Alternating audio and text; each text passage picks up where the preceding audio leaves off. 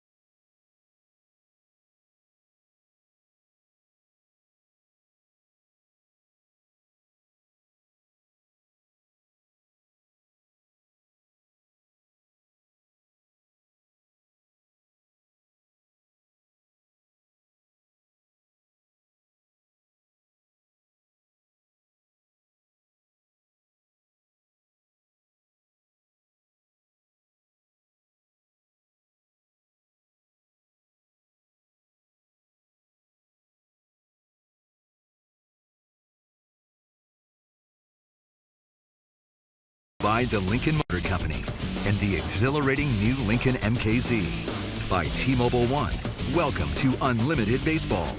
By the Blue Cash Everyday Card from American Express. And by Geico. 15 minutes could save you 15% or more on car insurance. Well, the home run by Francisco Lindor was the headline maker in Game 1. Lindor's just a 22-year-old, and he was born in Puerto Rico, played his high school ball in Florida. Being a youngster, he lives with his mother here in Cleveland during the season, and she's a pretty good cook. Check this out. Mama Bear's starting to make the meat for lasagna tomorrow. It's gonna be a delicious plate, my favorite. And this is the finished product right here. Look at that. Best dish in town right there. I love it. My mom's lasagna. Mom, say hi. Hi. We'll see you guys tomorrow. And Maria has sent some of the lasagna up here to the booth, and we couldn't resist. We've been into that. I mean, I've been killing it. I've been killing it so far. You know, the first time I ever heard of this, Vladimir Guerrero, when he was in Montreal, his mom lived with him and did the same.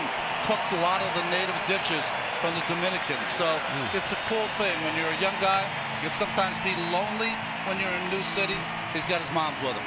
So why are you guys penalizing me down here with no lasagna? You're the one who wanted out of the booth. We'll send some down, Iron Man. I promise. Thanks to Maria, this is awesome. One of the fringe benefits of this job. Batting order. Toronto Blue Jays, Game 2. Ezekiel Carrera leads it off. Josh Donaldson in the 2-hole. Edwin Encarnacion hits third, and then Jose Bautista in the cleanup spot. They have John Gibbons made a little switch here. Russell Martin's really struggled. They drop him to the 6-hole and move up Troy Tulowitzki. And Darwin Barney will be batting 9th today, playing second base. Devin Travis back in Toronto for an MRI on that painful right knee. Well, it'll tell you a little bit about the insides of Josh Tomlin. The 13 wins, the innings, they're all career highs. But in August, his ERA was over 11. He was lost. But since then, in September and October, and this includes that clincher in Boston, he's 3-1, and his ERA is 1.99 in over 31 innings pitched.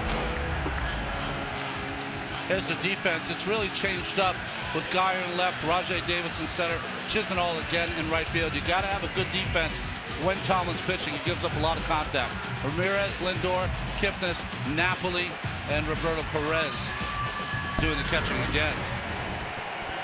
Well, Brandon Geyer had 3 hits in his first game against David Price. 2 hits against David Price, but 3 in the game. And Rajai Davis, most steals in baseball. There you go with Chisenhall. Now that's the defensive trio that you need for Tomlin, and the ball's going to be put in play. And this time of day, here's Lonnie Chisenhall, especially in right field right now. That sun coming right at you. Tomlin coming right at Carrera, misses with the first pitch. We are underway in Game 2. Thanks for being with us here on TBS.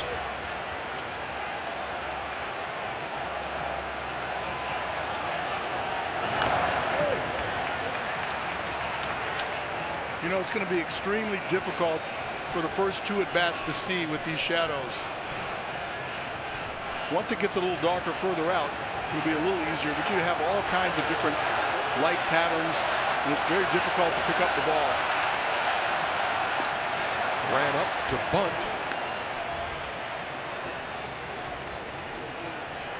Two balls and a strike.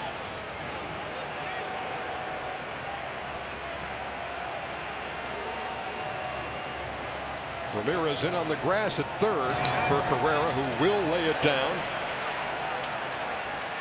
And will use the entire field. He was 0 for 3 in the opener. Hitting .316 in the postseason. And the 3-1 grounded to second. Little in between Hop and Kipnis. Had no problem with it. 1 down. Fourth member of our crew once again, Sam Ryan. Sam, what's up? Arnie, earlier you mentioned Devin Travis. Initially, he was trying to play through what was called a bone bruise in his right knee. Had to leave last night's game in the 5th inning. He was in pain. He did go back to Toronto this morning for an MRI on that knee. While the Blue Jays are still reviewing the results of the MRI, they tell me it's significant. There is some swelling, but they were confident enough to put a request in with Major League Baseball, who reviewed it, and they have approved their request to replace him on the ALCS roster with Justin Smoke, guys. Does mean that should Toronto get to the World Series, they would go there without Devin Travis. Here's Donaldson. Kipnis again. 2 down. You know, Sam, thank you for that fine report, because it really lets you know that the decision was Major League Baseball's, because this was a pre-existing injury. They could have said no, but that was a great move by MLB, because you don't want any of these teams this time of year playing shorthanded.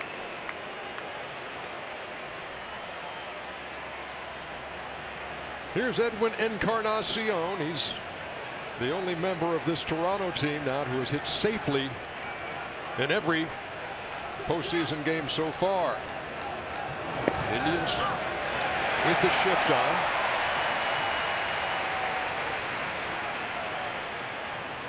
He was 2 for 4 in the opener, hitting a cool .400 in this postseason. You talk about the fact that Tomlin will give up a lot of contact. 36 home runs allowed, the second most in the American League behind Jared Weaver, but he also has the best ratio of walks per 9 innings, just 1 per 9 innings. What I found interesting, Terry Francona, when we talked to him today, said, hey, he's going to give up his home runs. We just hope they're solos. 21 of those 36 home runs, solo home runs this year. 2 balls, 1 strike. The count to Encarnacion. Here it comes. Count even. Take a look at this with the sun and the shadows. Now you see me, now you don't. Whoa.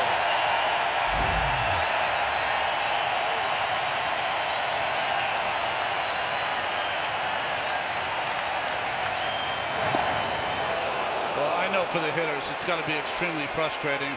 You play night games almost predominantly all season long, and now in the biggest games of the year, you're in the afternoon. Pitchers, they love it. Tomlin in a situation he did not find himself in against Boston, and that's a full count. You know, I'm trying to watch the hitter's reaction to the ball, just to see if I get any indication. And Donaldson and Edwin right here are the 2 hottest Blue Jays, and they're having trouble seeing the ball. You can see them shaking their head, the types of swings and the way they're taking the ball. They're not picking it up very well at all. Is it interesting to you that Edwin has shades on? I mean, it's a desperate sort of move. You want to do anything you can to kind of cut the glare. Payoff pitch hit up the middle.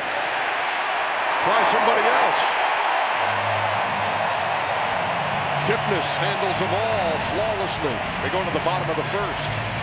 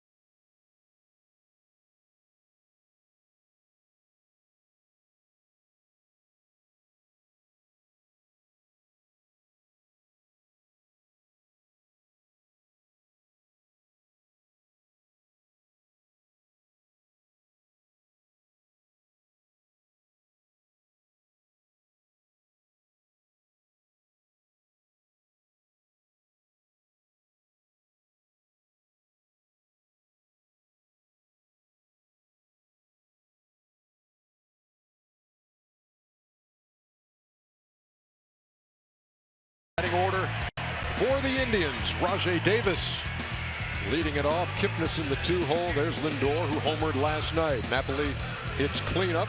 Carlos Santana, the designated hitter. Then Ramirez, Geyer, Chisenhall, who has hit safely in every game for Cleveland, and Roberto Perez is the catcher. Some of the problems you run to this time of year is that starting pitchers will have a lot of rest. Two starts that Happ has had this year on 7 days rest, which he has today. 0-1 with almost a 6 ERA. He's a guy who likes to pitch on his 4 days. That keeps his control. Just a few days away from his 34th birthday is J. Happ. You look at it, it's J.A. Happ, but he prefers J. Happ. That ball is hit to left. And Carrera made the play. A little hesitation right at first. And you see that there's a streak of sun right out there in left field. But he made the play. Well, it's definitely going to affect the defense. Also, Carrera, Pilar, and Bautista in right. Donaldson, and in the gold up the middle with Tulowitzki and Barney and Encarnacion and Russell Martin, of course. Well, Darwin Barney has a record in the National League, 141 straight games without an error at second base. That's while he's with the Cubs. Happ throws a strike to Jason Kipnis.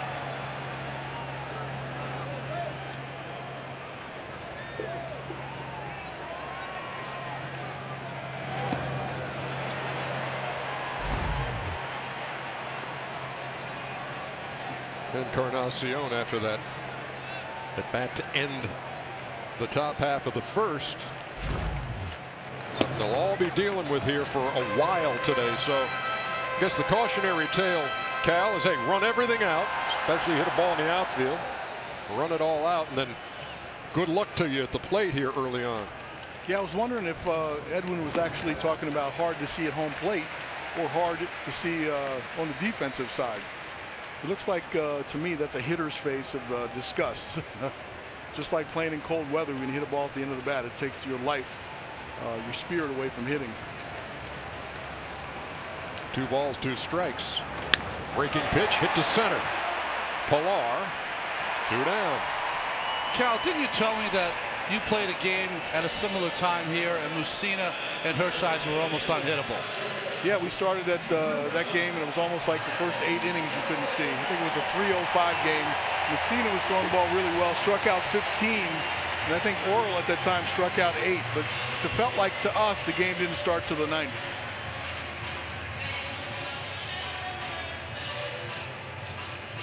Well, here's the guy who had them on their feet last night. Switch hitting shortstop Francisco Lindor, who hit his home run left-handed. Breaks his bat and gets it into left center field for a base hit, just out of the reach of Tulowitzki. When you're hot, you're hot. Those things seem to happen to you more. Gets sawed off. Right on the handle. The bat goes flying. Good swing, though. Produced a line drive, not with a lot of force on it, but it happened to get in the right spot to get through. You know what's funny to me is Tulowitzki looked back, because not only was the ball coming at him, but the bat was coming at him at the same time. Yeah, so true. You might not track the right one at first. That does happen, and all of a sudden you see one thing, and then you realize the ball's the other thing. I think that's a good observation, Ronnie. Here's Napoli.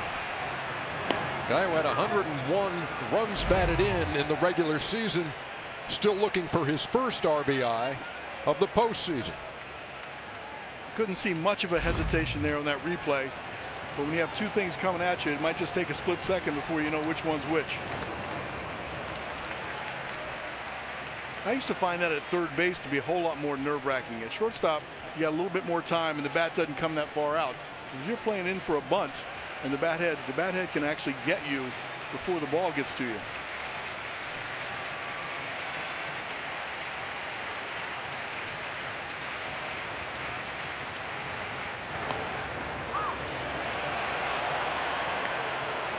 Ball and 2 strikes. Did you see Napoli there? He had sunglasses to start that at bat. He just threw it to the bat boy. He said, "That's not working. I can't see."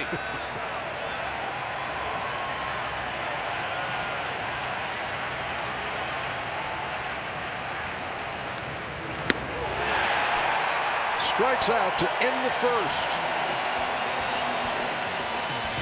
We head to the second. Scoreless in Cleveland.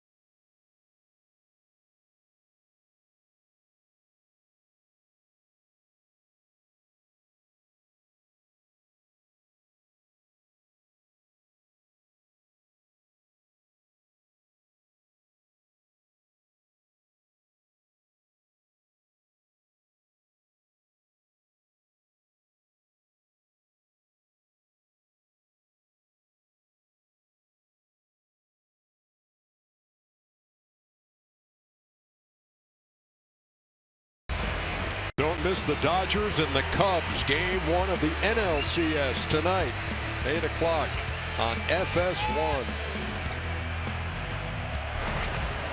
Here it's Game 2, ALCS. Top of the second. Josh Tomlin to Jose Bautista, who takes a strike. 0-1.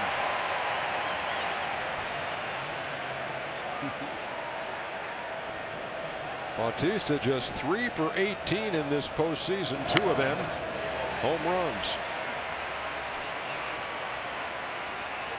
He was 0 for 3. Sorry, Cal. 0 for 3 last night. I'm still looking and I'm fascinated by the hitter's reactions. That was a pretty good pass at that fastball, which brings me back to I always believed the fastball was easier to track. It was hard to see than a curveball. Curveball has a little bit more depth. You got to look at it a little longer. You have to watch it all the way to home plate. With the fastball, it almost comes in on the same plane, and you could time that. You still need to see it, but I thought it was a little easier to hit than the breaking balls. That curveball nosedived into the dirt in front of the plate. 1 ball, 2 strikes to the Blue Jays cleanup hitter, and Tomlin to the plate.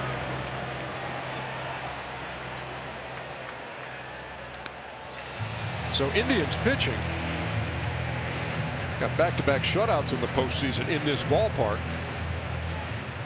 and now 20 straight scoreless innings here in the postseason at Progressive Field.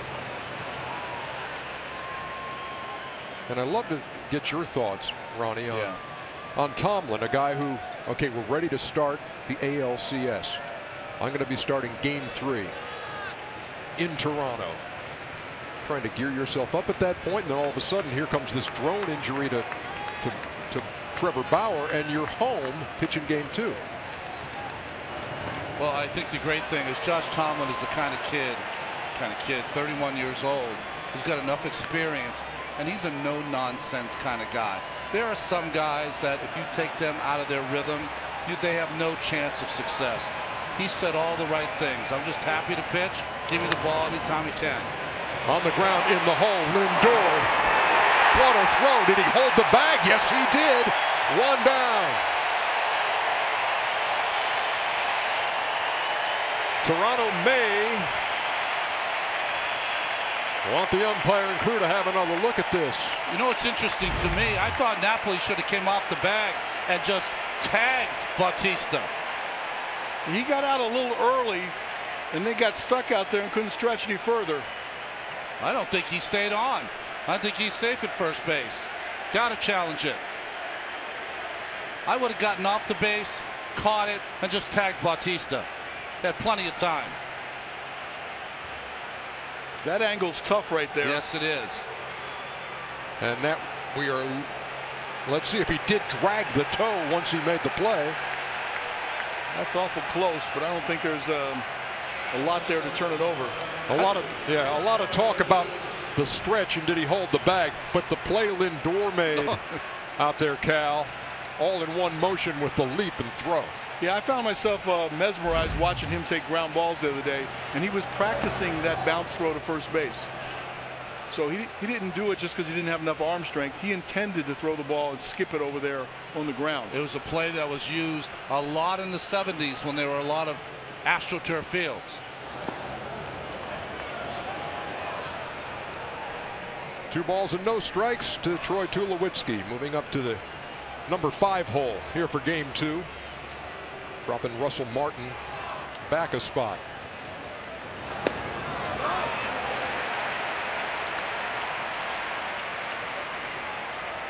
Tulowitzki 1 for 4 in the opener. Had a great series against the Texas Rangers in that sweep and is hitting .333 in the postseason. Big breaking pitch missed.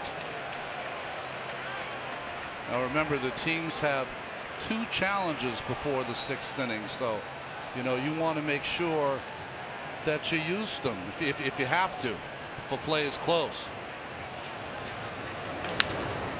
On the ground again.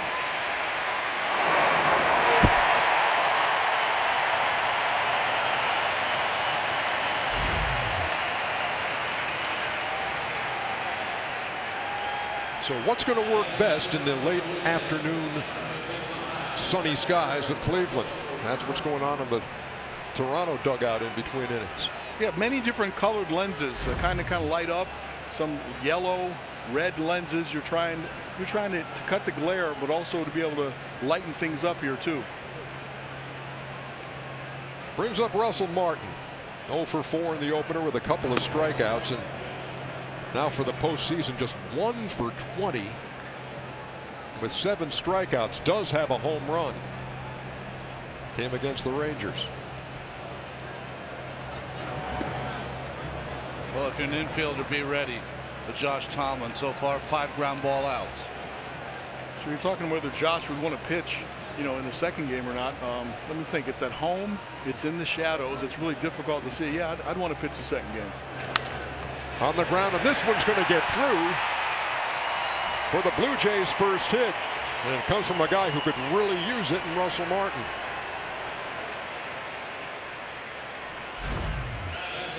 I'm wondering if the conditions have gotten just a tad better, because the 3 hitters this inning have actually squared up the ball pretty well. Little cutter there from Tomlin. Nice job by Russell.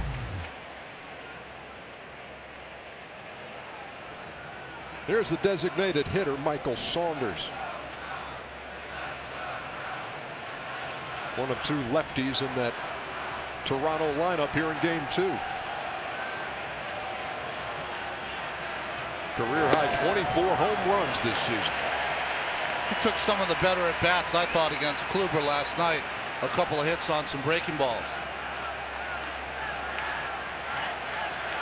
And here's a big left-handed hitter that hits the ball enough the other way that they're forced to play a more conventional defense against him. He's got power to hit the ball in the ballpark, but he also, as we saw yesterday, he can stay on the ball and push it to the opposite field.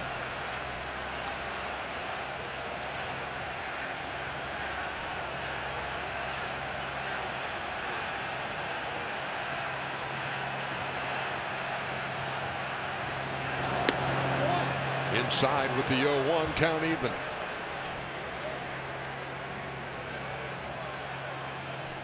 Talked to Josh Tomlin the other day about that first game in the postseason in his career at Fenway Park.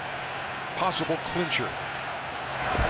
Said that the thing he had to remember to do early on is just to breathe. He said that atmosphere, you're in that historic park, the stakes so high for your team. He delivered, pitching into the 6th.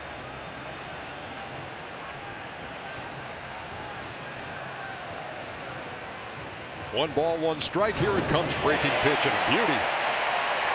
1-2. Well, Tomlin's been a good luck charm for them. June 4th, this is the good curveball. He pitched them in the first place. They never saw second again. Pitched the last game of the season where they got home field advantage against the Red Sox. And here pitching this afternoon.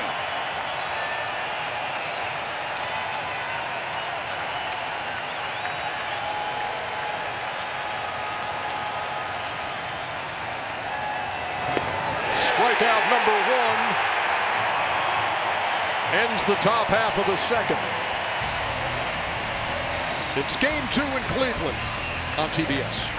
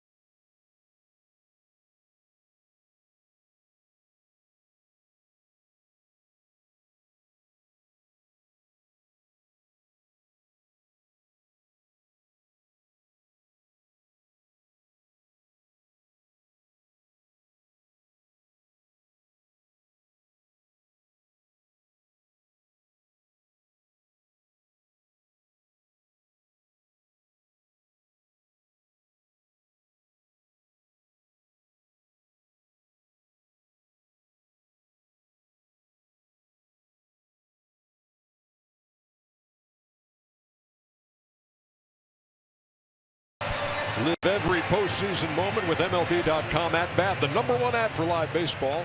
It's the only place to get it all. Live radio feeds, video highlights, pitch tracking, StatCast, and much more. Download At Bat today. At Bat for the Indians here. Bottom half of the 2nd. Carlos Santana. Santana, who usually leads off against right-handed pitching, goes down to the 5-hole against the left-hander. The 1-0 from J. Happ. Out even. So he's a little slower out of the box from the right side, Ronnie? I don't know. I think he just is more of a contact kind of guy from the left side. Maybe a little more pop from the right side. There's some pop to left. That ball is out of here. Carlos Santana. with his first home run, his first run batted in of this postseason. And he gives the Indians an early lead.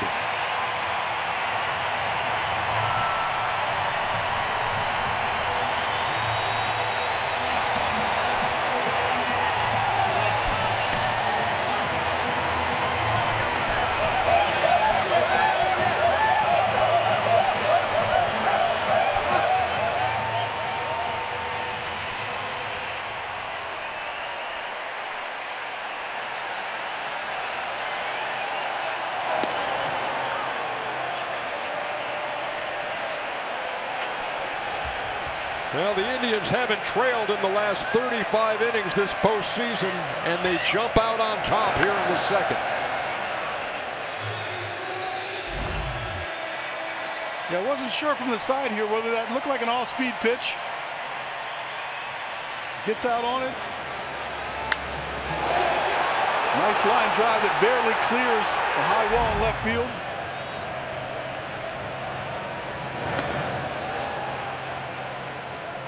Strike three to Jose Ramirez, one down. You mentioned that wall out there. There's Trevor Bauer. He of drone maintenance fame. You talk about the wall out there, it's 19 feet, which is about half as high as the Green Monster, which is 37 feet. One of the distinguishing factors of, or features of this ballpark, progressive field. Brandon Guyer is the hitter, and our director Matt Lipton will give you the nickel tour of the place here. After this pitch to Guyer, fouled up toward third, in center field. It's where you've got Heritage Park out there, which honors all of the Indians legends. And if you're wondering, those are English oak trees in the back, and then arborvitae.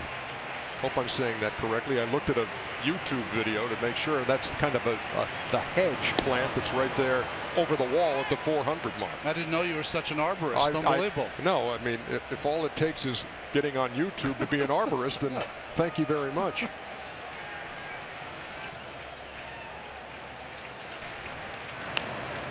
Guyer fouls it back. He had a good game in the one game he started against the Boston Red Sox in the ALDS. Went 3 for 4, knocked in a run. There's the home run ball of Carlos Santana. Kid's got a death grip on it, doesn't he? Yeah. You know, we came into this series talking about the power of the Blue Jays, and the difference so far has been 2 home runs by the Indians. Reached out and slapped it to second. Barney on the run, throws him out. 2 down. Big sunglasses day here with the late afternoon sun. And Cal, let's go old school, huh? Yeah, I thought I would go old school. I found some flip down sunglasses here. They don't really use them that much anymore, but they stay up here when you're watching a ground ball. When as soon as the ball goes up in the air, you just flip them down with either side, and now you can actually see better in the sky. But most of the time, those glasses were so dark, you couldn't keep them down and look at the hitter. Hey, Darwin Barney's sporting them. So that little extension on the glasses sticks just far enough outside of your cap that you kind of flip your cap down, and it'll catch the glass to make it go down. Yeah, if you're not really good at it, sometimes you knock your hat off too when you do it. But the idea is it sticks out a little bit and you just hit it down, and it just goes right down and it clips back up again. And at other times, it just looks good. That's right.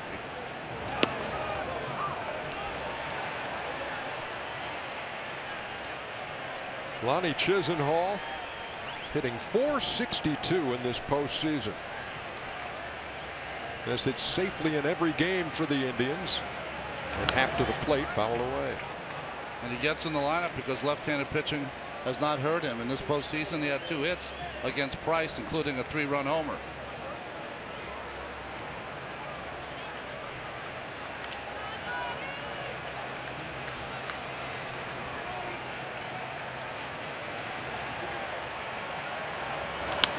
1-2 is grounded up the middle. Barney throws him out. But some second inning damage done by Carlos Santana. 19-foot wall. That went 20.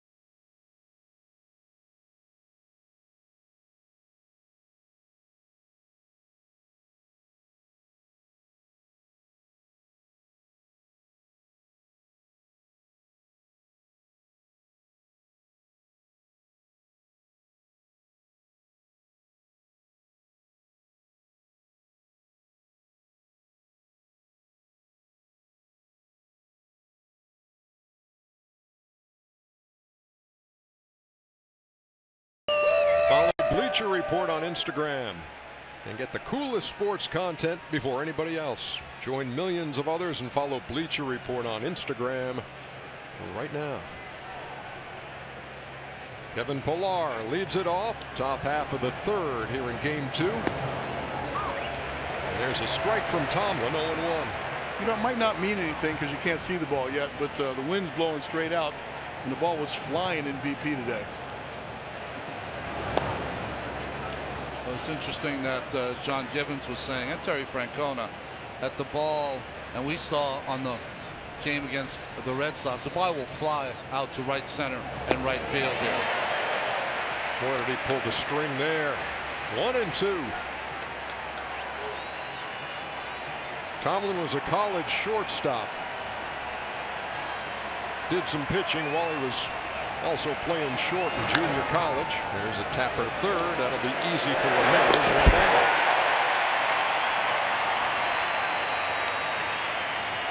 Told me the other day that he liked, you know, he's always had good control. A lot of that comes from playing catch with his dad, who if he threw it wayward, he had to go chase it. And certainly one offshoot of always having great control was at the first baseman at Lufkin Junior College, or at Angelina Junior College in Lufkin. Yeah. He was always taking throws right in the chest. Didn't have to stretch much. He was the Alan Trammell of college ball. Cal knows what I mean.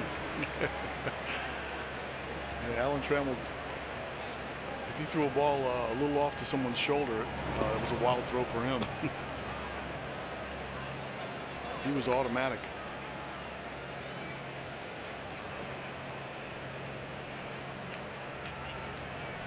Darwin Barney, the number 9 hitter.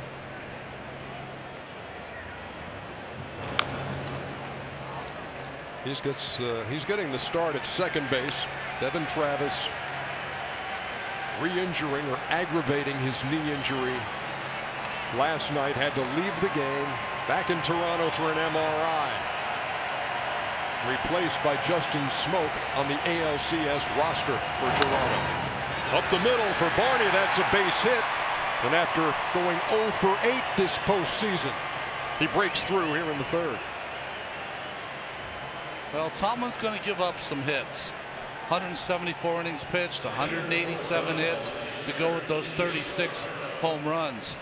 But you know what the Cleveland pitching has done? If you're an offense, what do you always say? Let's put up a crooked number.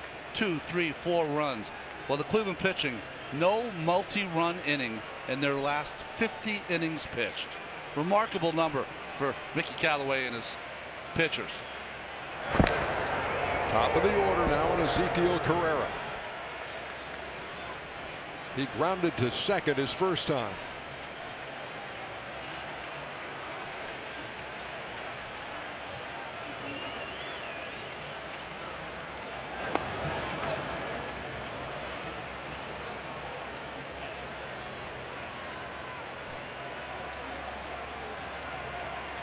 Carrera takes a good long look at Luis Rivera, the third base coach. And now back in the box.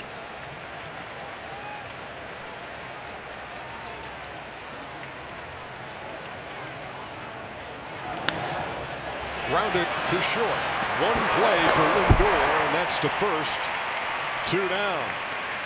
Runner was going. Lindor was on his way to the bag and had to stop himself and make that play. You know, I had a sense that something was going on. I could see Luis Rivera giving the signs, and the hitter and the runner on first base was looking very intently. And then I asked myself, wait a minute, they don't hit and run anymore. But that was a designed hit and run play. And if you have coverage up the middle and you're suspecting a double play, I would always be a little bit later covering and kind of make a short route towards the hitter so you can hang a little longer so you can read the play at home plate. Yeah, you saw Lindor have to put on the brakes, make the backhand stop, and threw him out. So Barney in scoring position with 2 down.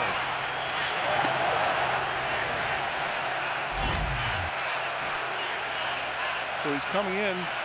All of a sudden he sees the play at the plate, and he's agile enough and quick enough to stop and go back and make that play. That's a good play, I think, in the postseason, a hit and run, because if you hit the ball on the ground, you stay out of the double play and you advance someone to scoring position. But if you hit the hole, it's first and third. Line drive, right field, base hit. That's going to tie the game. Barney can score easily. Donaldson on his way to second, and he's in there with a sliding double. Josh Donaldson delivers and ties the game here in the third. So playing hit and run pays off for John Gibbons as Donaldson plates the first run for Toronto. Well, he's been swinging the bat so well. Stays on this ball and drives it. But I thought the good part too was he used his eyes down in the corner to go ahead and take second base.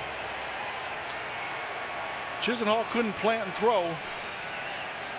He gets to second base, and now he's in scoring position. We've seen many managers here in the postseason, even though they have a team designed to go one way, go outside of the box to get something going. And that's what John Gibbons did with the hit and run. Encarnacion takes a breaking pitch over 0-1. Toronto had been 0 for 18 with men on base and 2 outs until that hit by Donaldson.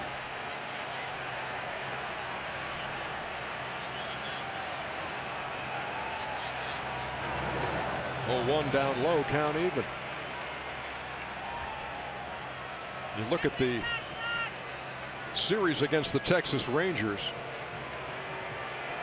when the Blue Jays hit .471, 8 for 17 with runners in scoring position, and then last night went 0 for 5. But Donaldson's been 4 for 4 with runners in scoring position. He's been money. Napoli came in to talk to his right-hander Tomlin. Napoli has been the leader of this ball club since he came here this winter.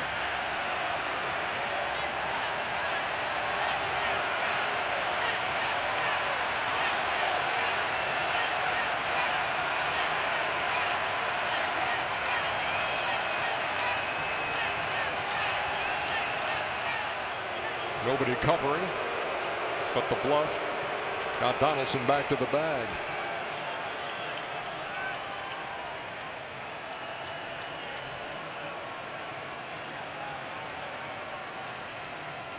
This Toronto team's a pick your poison team. Encarnacion, though, the hotter hitter of the two, he or Bautista. 1-2.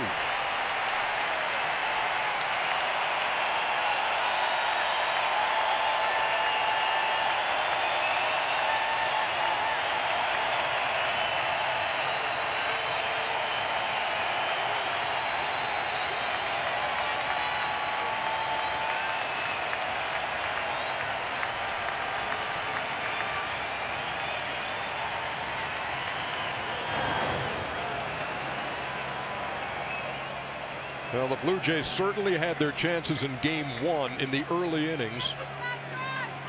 First 4 innings had at least one runner in scoring position.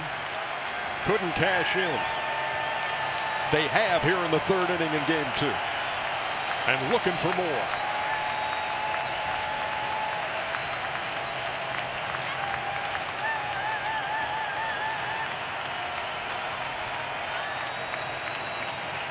Two on the way.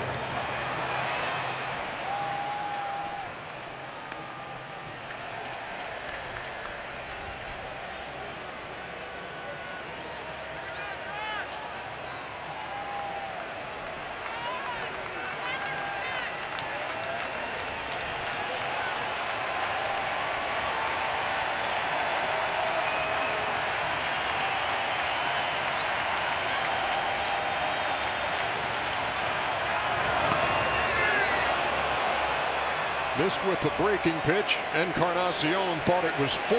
It's actually 3. But don't worry, nobody saw that.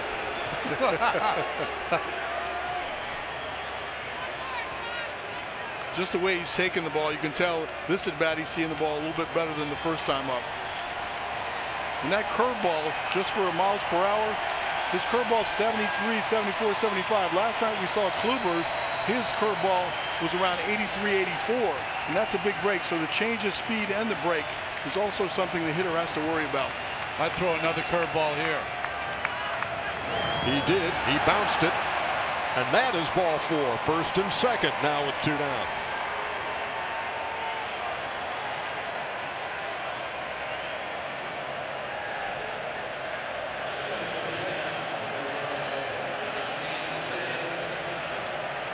You know, that exactly wasn't a pitch around, but he was not going to give Encarnacion a fastball to hit. He's picked his poison. It's going to be Bautista. His ground out to short to lead off the 2nd made him 3 for 19 in this postseason.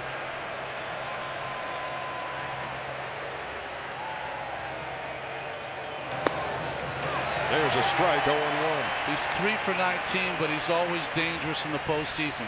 6 home runs, 16 RBI in 60 at bats.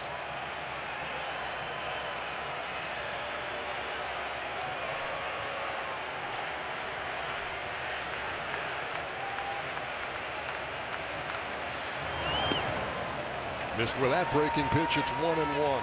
You can see Donaldson doesn't have a base stealing sort of lead. He's 2 steps behind the bag, more towards the shortstop, which gives him a good angle to cut at third base, and he's getting really good secondary lead. How do you think, Cal, that the afternoon sun at this point now, how is it changed in what you're seeing at the plate as a hitter? Well, it's a much more even lighted area from the pitcher's mound to home plate. It's still a little bit hard because you got that right backdrop all the way back in center field, but at least the lighting conditions are the same from the pitcher's mound to home plate. So it's a little darker, and it's a little easier to pick up the ball now. It's more consistent, same light conditions. Runners lead from 1st and 2nd. Tie game. Bautista had a notion, laid off. 2-1. It's almost like Tomlin's overthrowing that curveball. He's usually a guy that can throw that curveball for a strike at any time. He's throwing the one that you would throw on 2 strikes and trying to get ahead. That's why he's behind.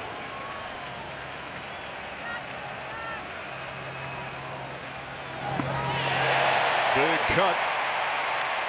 Came up empty. 2-2. You could tell the hitters are out in front of that breaking ball, and you're right, Ronnie. He needs to drop it in for a strike because he's fooling them when he chooses when to throw it. But by not getting it over, it's getting him into hitters' counts.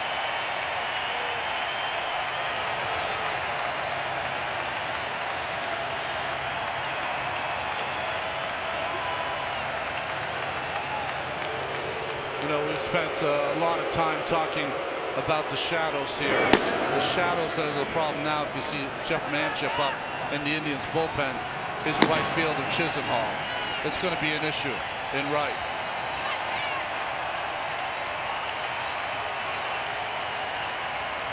Two balls, 2 strikes, 2 outs. Got him swinging to end the 3rd. But the Blue Jays tie things up. Last year's MVP coming up huge here in the 3rd. All tied.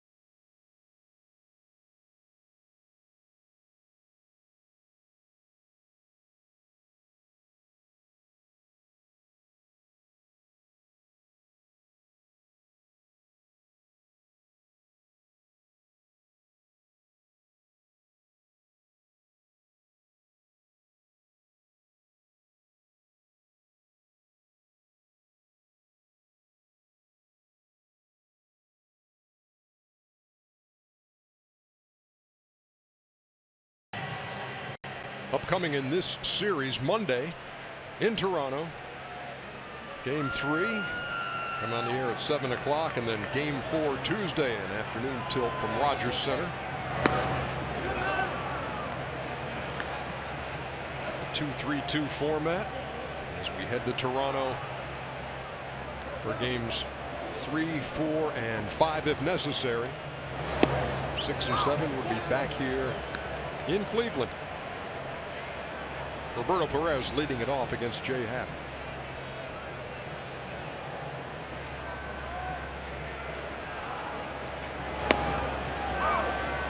We were talking about Jay Happ before. What's changed in his pitching style? 28-5 since last August 14th. Hey, listen, he got a lot of runs this year, but he had some great games. His problem always was in his career. He would have a month, a half a year. They're as good as anybody, but he could never finish the year off. He now is able to do that because his pitch counts are not where they're 100, 105 after 5+ innings. Stays later in the games. 1-ball, 2-strike pitch. On low, 2-2. His arm slot when he was with the Astros. See how high it was. He's dropped it down.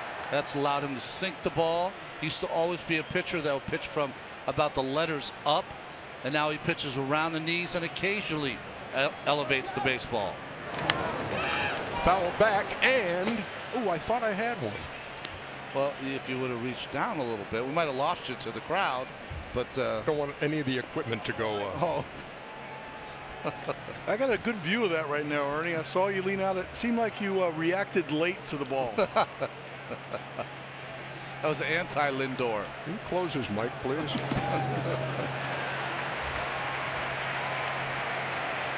I got a late break on that, but could not have made the play anyway, Iron. You're in good position, though, ultimately. Shadows, Cal.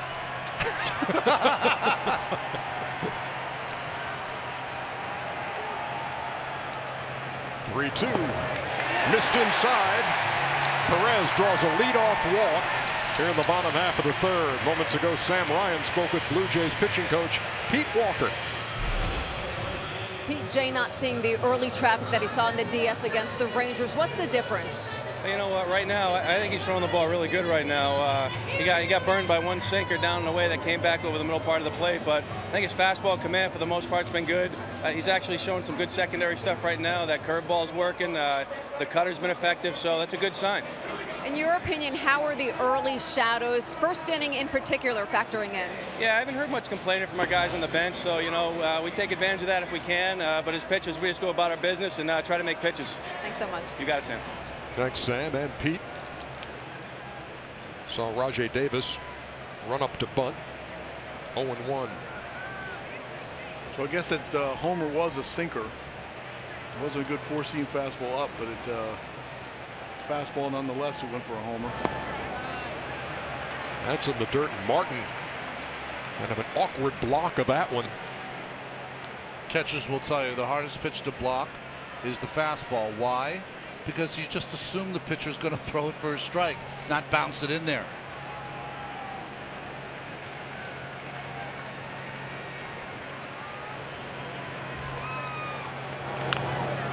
Took something off, and Davis was way out front.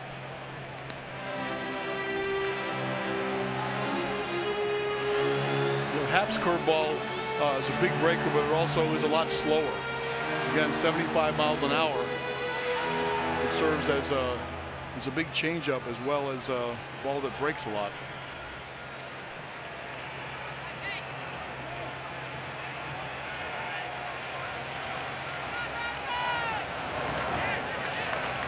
Count even 2-2. Jay Happ gave up a leadoff home run in the second inning to Carlos Santana. That got Cleveland on the board, but his mates rallied for a run in the third.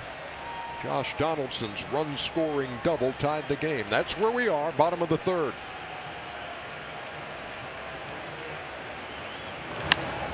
On the ground to short.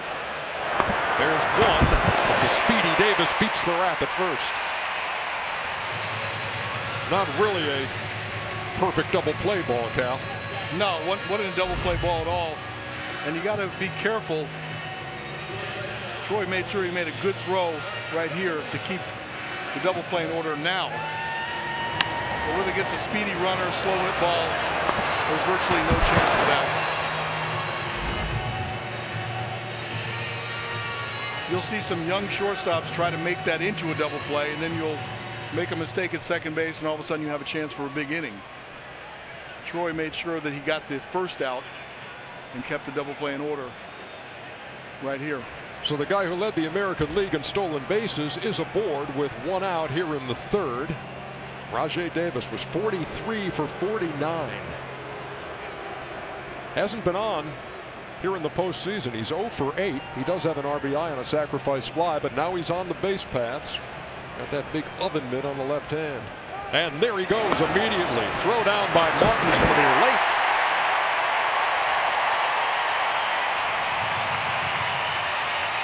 was thinking he must have something on him, because even that step-off move where he didn't throw over, it looked like he was ready to go then.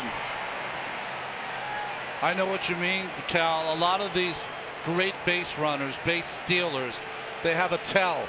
You know, when you play poker, some poker people have a tell, something they do when they have a good hand or a bad hand. Well, left-handed pitchers a lot of times have a tell when they're going to go home or when they're going to go to first. It's one area of the game that I had very difficult time seeing. We had Davey Lopes, our first base coach for a while, tried to point all those things out to me, and it was like I was looking, you know, what are you looking? Where do you see that? But base stealers can pick it up in a heartbeat and go. So Davis, the go-ahead run at second. Kipnis takes down low. I talked to Rajay Davis, who's going to turn 36 next week. I said, okay, so the 2006 rookie version of Rajay Davis and the 2016 version, who wins in a race? He said the 2016 older version, because I can train better, I'm more explosive, and I'm a better runner. That ball bounces away from Martin, and the throw to third will be late. The speed element coming into play here in the third in Cleveland.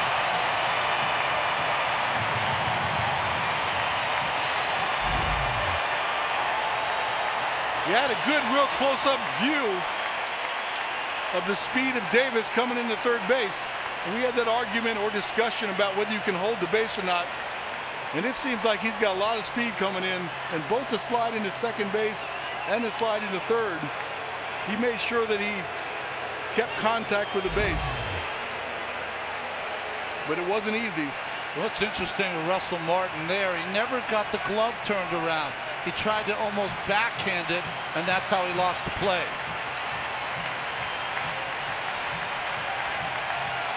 Stolen base to second, wild pitch to third. Infield in as Kipnis waits and swings through it. 3-1. Look at his glove. You want to turn that glove back over the other way. It makes for an easier play. Just cut it right off the end. 3-1. Kipnis waiting. In the air behind short. Carrera in and shallow left, and absolutely no chance for Davis to tag. 2 down.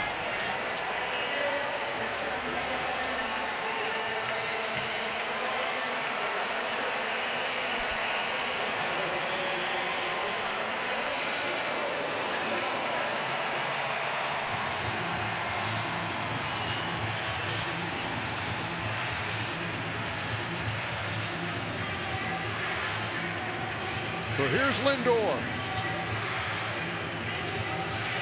Love that stat, Ronnie. I know you always do when you look at the top 10 in the American League in wins, and he's hitting 400 against him. Certainly Jay Hatt in that company. A 20-game winner. Line drive, base hit up the middle. And Cleveland's back on top. Lasagna power.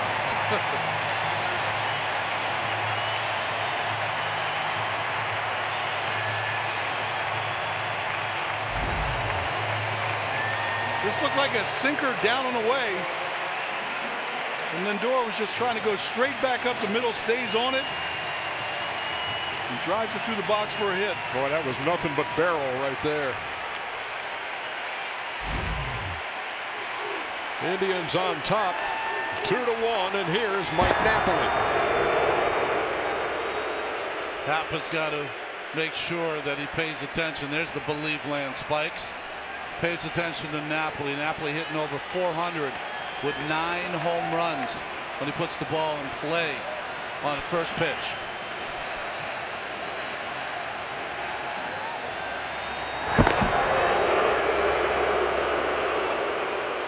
Coming into this game, Napoli, Santana, and Ramirez, 3 potent offensive forces on this team, had not had an RBI this postseason. Santana changed all that with his home run in the second inning. Napoli trying to break through in the RBI column.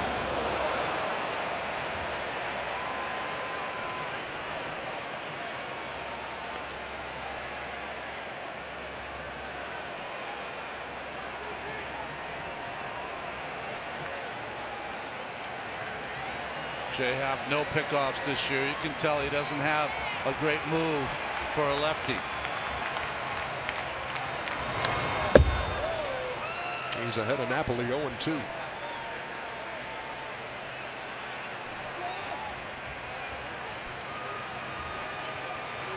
Sometimes you don't run on first base to let the hitter at the plate swing, to get a chance to swing. If you do steal second base and first base is open, it takes the bat out of the hand. But I think this Cleveland team just wants to get to second base. There he goes, and the ball is grounded down the line at third. Fair ball. Donaldson throws across and gets Napoli. But Cleveland reclaims the lead, and it's that guy again.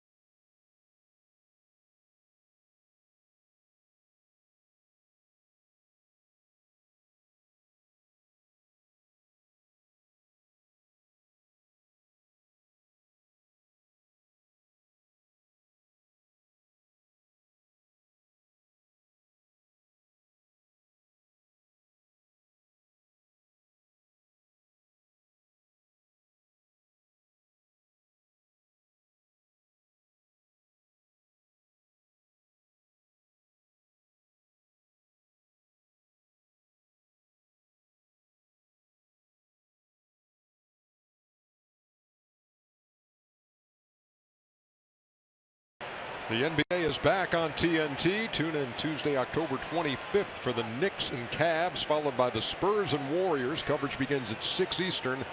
Live from Cleveland, the Cavs well represented again here at Progressive Field today. We move to the top half of the fourth, and Troy Tulowitzki takes Zion away 1-0. But before the second game of the division series against the Red Sox, LeBron spoke to the crowd, said, "You backed us on our quest. You have to back these guys." Rounder, Ramirez.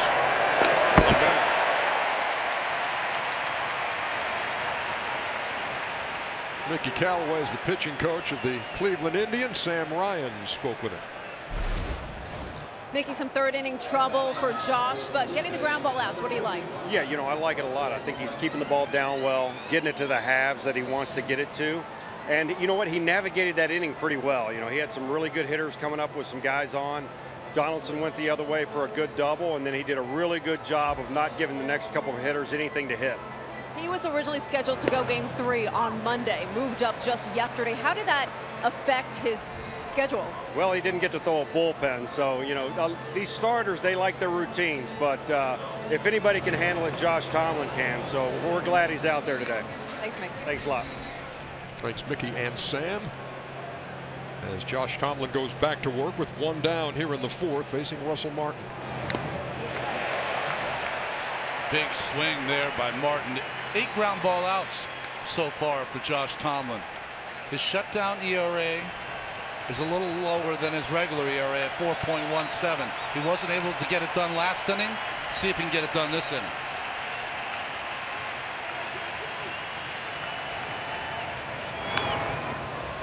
Martin fought that off.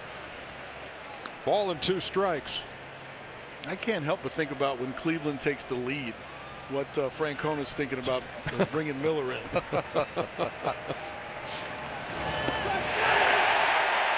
Got him with that big curveball. 2 up and 2 down here in the 4th.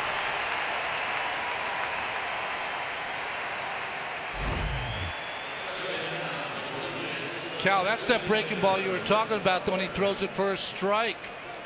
Clearly out in front of it. It's hard to wait with a big breaking ball that comes in about 73 miles an hour.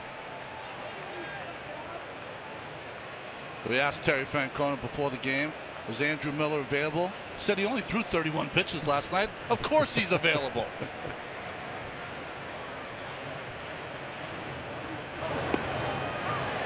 There's a strike to Saunders. Yeah, Miller remaining unscored upon in his postseason career. All 5 outs, strikeouts, as he allowed 1 hit.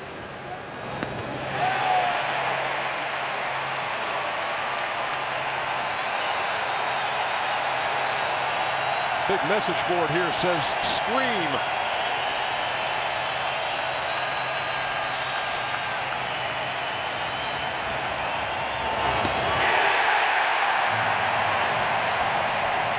That inning was a scream for Tomlin. 3 up, 3 down. Head to the bottom of the 4th.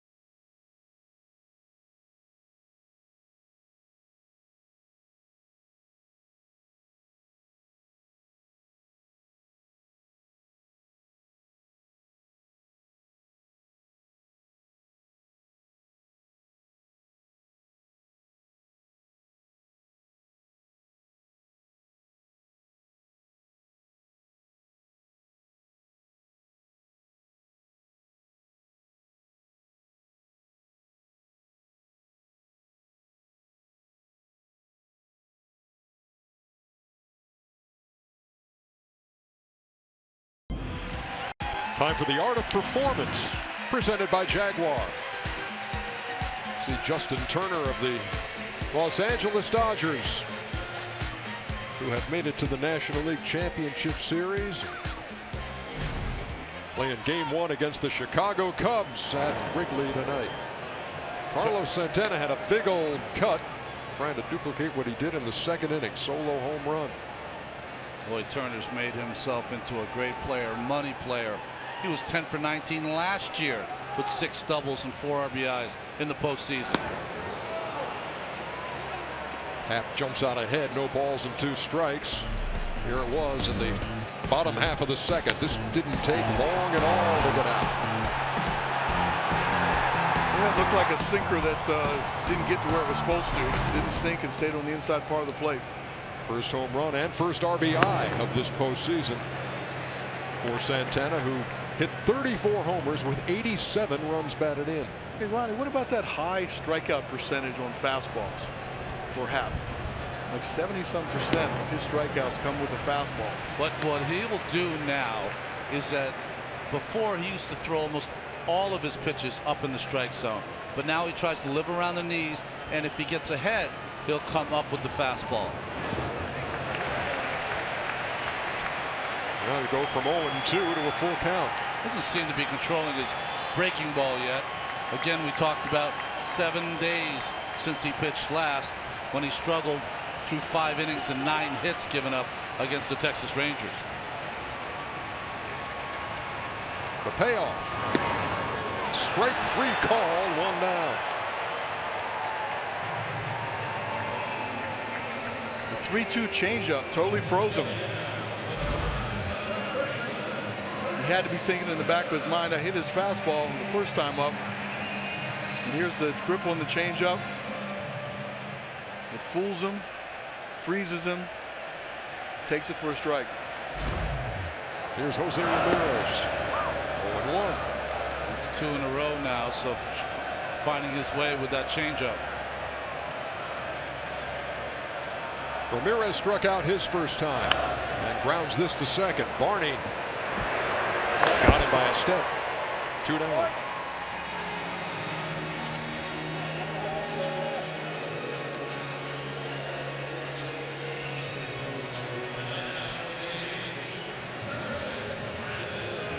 Brandon Guyer steps in, getting the start in left field with a left-handed starter.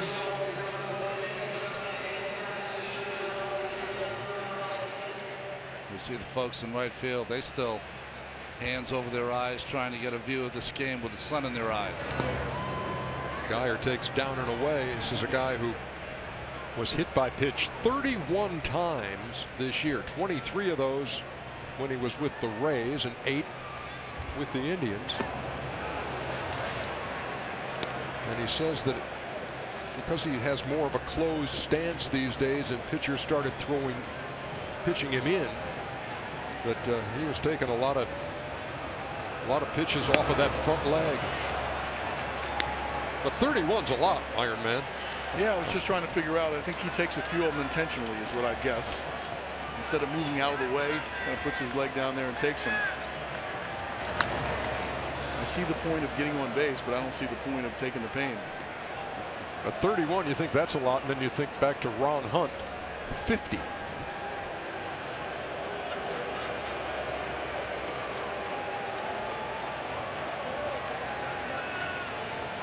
Doesn't seem that close to the plate. He just strides in and stays right there.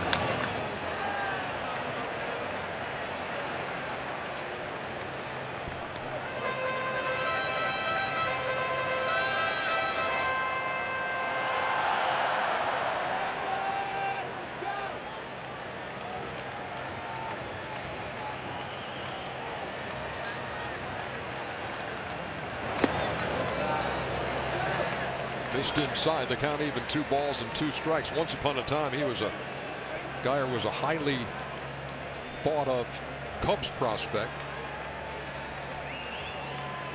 He and Chris Archer were traded to Tampa in the Matt Garza deal. He just did get a piece.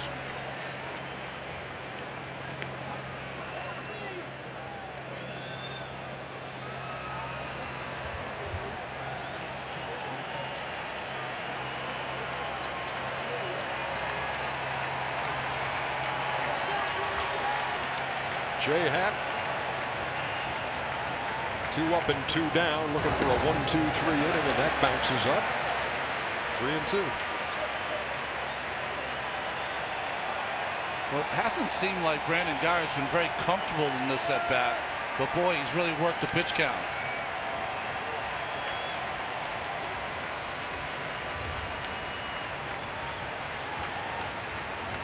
Three balls, 2 strikes. Here it comes.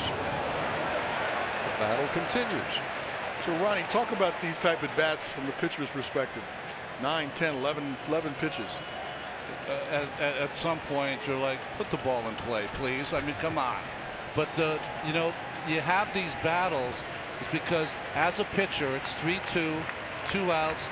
You need to throw a strike. You don't want to walk anyone. The hitter knows that. So that's why that battle comes.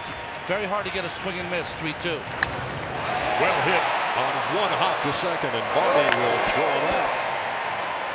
1-2-3 inning for J Happ. 4 innings in the books in game 2.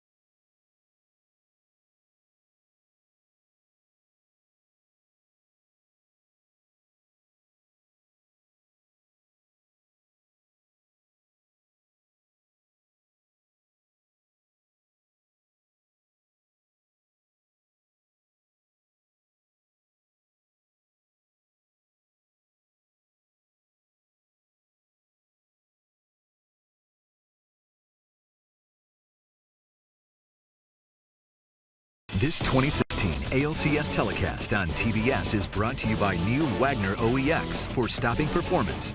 It's the brake pad the top techs recommend. And by Geico. 15 minutes could save you 15% or more on car insurance. Top half of the 5th inning, and look at that play by the former infielder, Josh Tomlin. That little slow dribbler up toward first, and he scooped it up and took it himself. You know, when you're in spring training and you're doing pitchers fielding practice, that's that in-between play. You practice it over and over and over. And if you're a pitcher who has got enough speed, and Tomlin does, you make that play yourself. Not that easy to make it, but beautifully done. So Kevin Pillar retired on 1 pitch. So as we came out of commercial break, some shots of Heritage Park out there in straightaway center field that honors all the Indians greats from years gone by, and Satchel Paige, the plaque out there. And this It's a franchise dating back to 1901, and once upon a time they were the Blues, short for the Bluebirds. They were the Broncos. They were the Naps at one point in honor of Nap Lajoie. And then they became the Indians in 1915. So we've got a little baseball history, some botany today out there.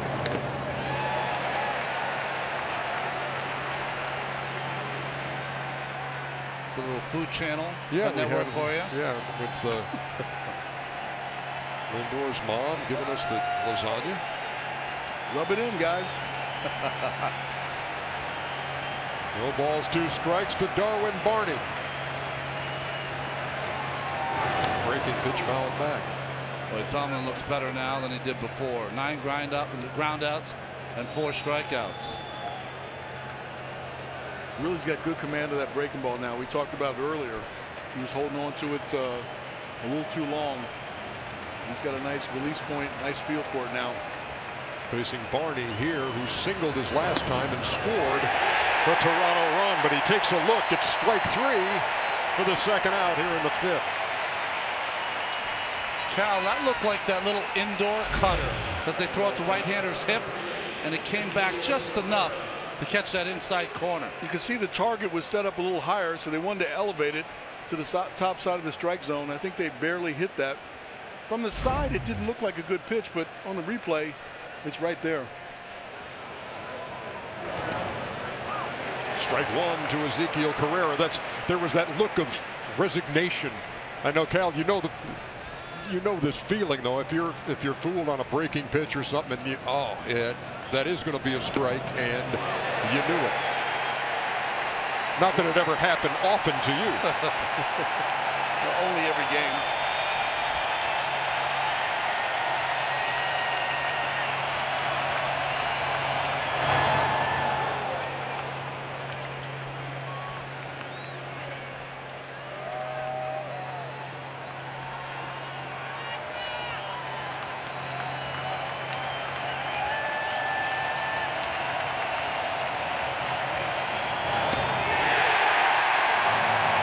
Two strikeouts in a 1-2-3 inning for Josh Tomlin, who is through 5.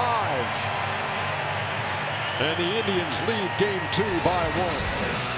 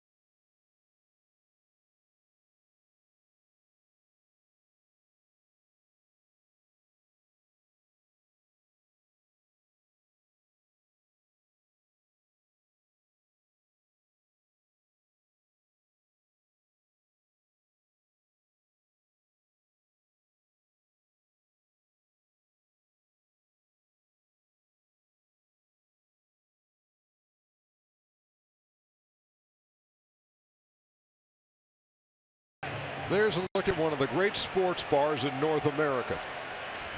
Real Sports Bar and Grill in Toronto.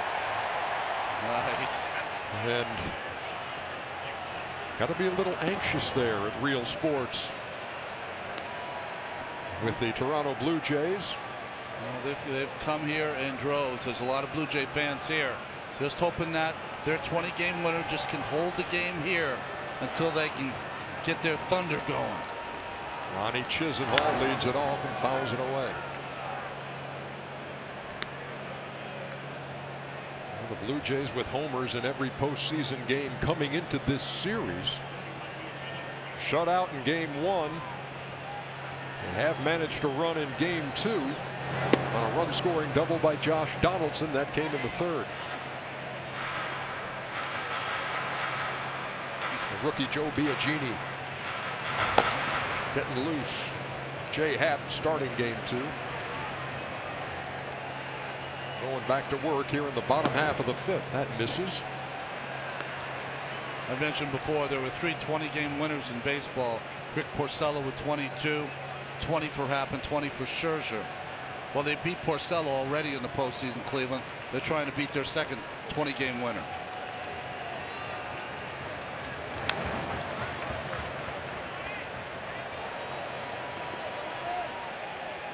And Toronto's got the 2-3-4 coming up next inning.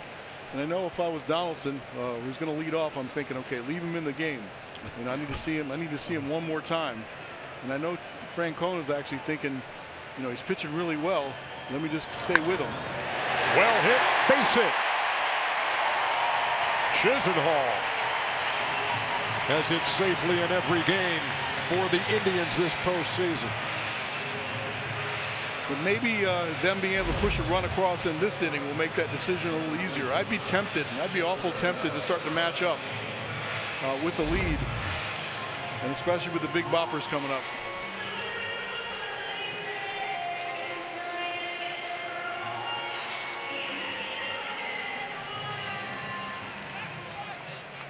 Chisenhall now 7 for 15 in the postseason. Let's see what Roberto Perez does here.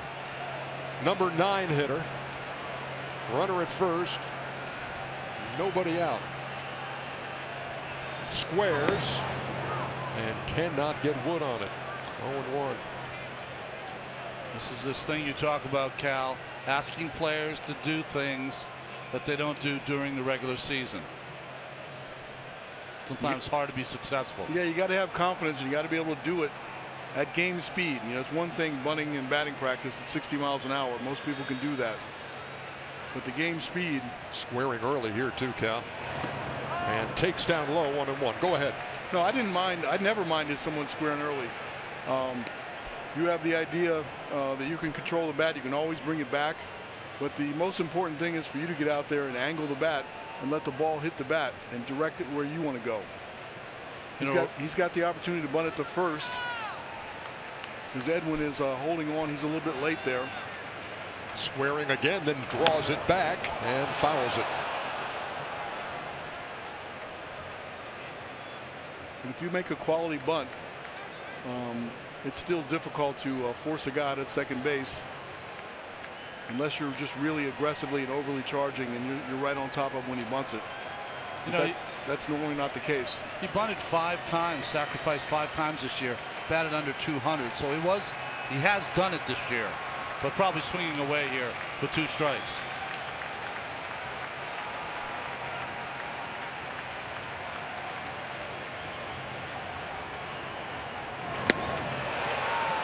He struck him out for the first out here in the 5th. StatCast powered by Amazon Web Services. This earlier with Rajai Davis, the American League leader in stolen bases. Going just under 21 miles an hour with the steal of second, and then on the wild pitch, he took third. And eventually scored on Lindor's sharp single to center.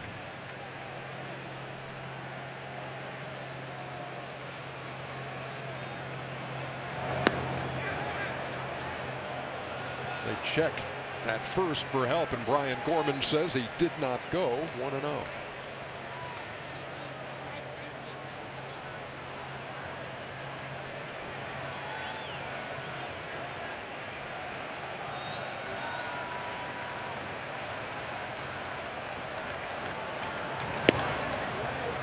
Missed again, 2-0.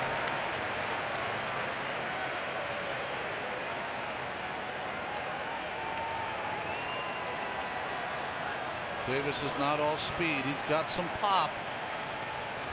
12 home runs this year. 3 balls and no strikes. In the 3rd inning, it was a walk to Perez that opened the inning. Davis reached on a fielder's choice, stole second, went to third on the wild pitch, and then Lindor knocked him in. No swing here, Cal, right? No, definitely not. Taking all the way, 3-1.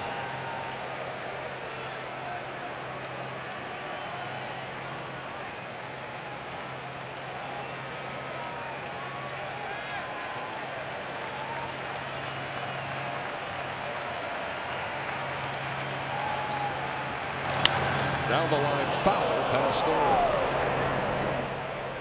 I was watching Mike Sarbaugh give his signs over there. Many times they have a hold sign on a 3-1 count. Give the hitter a chance to really swing. Davis up. 3-2, 1 out. Francona says they don't run a lot. I like the idea of starting the runner here. I do too. Short lead by Chisenhall, not going anywhere.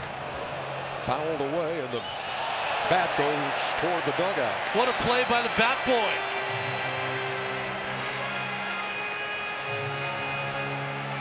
It's the best play this season.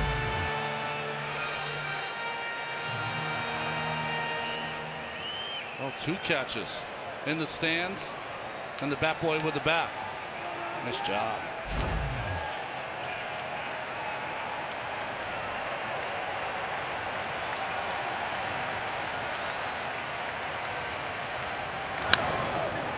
Towards second. Barney with a flip. There's one. Late at first. Davis again with the speed. Able to beat it out.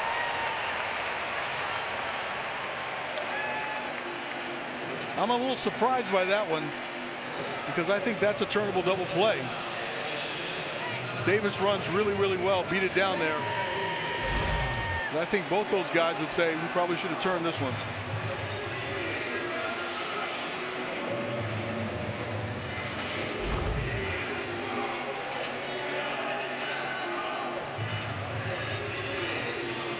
So 2 down now with Davis aboard. But sometimes those double plays you don't turn because Davis is going to be off again. Absolutely. Have to be a much bigger play. You want the outs when you get them. And you want to keep a base stealer off first. He took off on the first pitch last time. He doesn't look as aggressive right now, looking at him from this side. It's almost as if he's expecting a couple throws over first. He's been outstanding against left-handed pitching, which is usually tougher for base stealers. 17 for 19 success rate.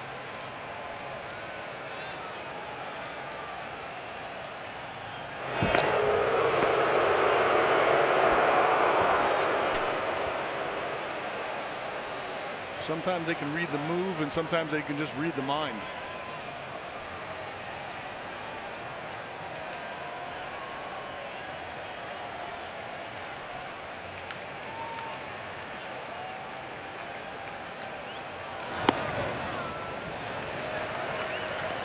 A ball and no strikes to Jason Kipnis, who's 0 for 2. Most of the time nowadays, the throwovers are controlled from the bench or from the catcher. No throwover given from the catcher that time. Kipnis looking for his first hit of the series. Was 0 for 3 in the opener, 0 for 2 today. And he bats with Rajai Davis, the former Toronto Blue Jay, at first. 2 down here in the 5th.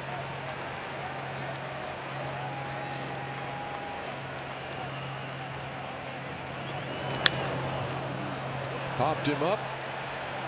Donaldson takes a look, and that's a dozen rows back. Kipnis missed the pitch there. He got a good pitch to hit. Of course, you saw last night before he came to the plate late in the game, Terry Francona kissed his bat. I asked Terry, was that your idea or was it Kipnis? You know, he was looking for something. He said, do something here, Skip. Ball gets away on the pickoff attempt, and Davis easily into second. Scoring position. Unforced error. Indians trying to take advantage. Well, when a left-handed pitcher doesn't have a pickoff all season long, it's because, one, they don't have a good move, and two, they don't like throwing the ball to first base.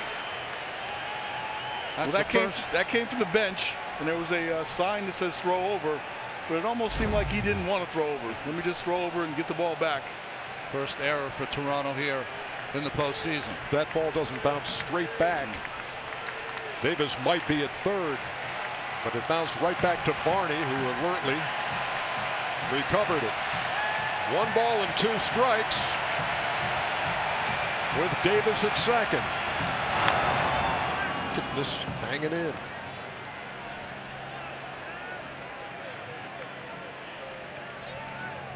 Cal, I think Rajai Davis might have the best secondary lead of anyone I've seen in baseball all summer long.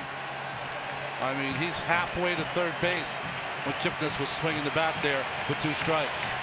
Yeah, I can't see his primary lead, but if you get a real big primary lead, it kind of limits how far you get off on your secondary. So I'd rather see him start a little shorter and then really get good 3 hops.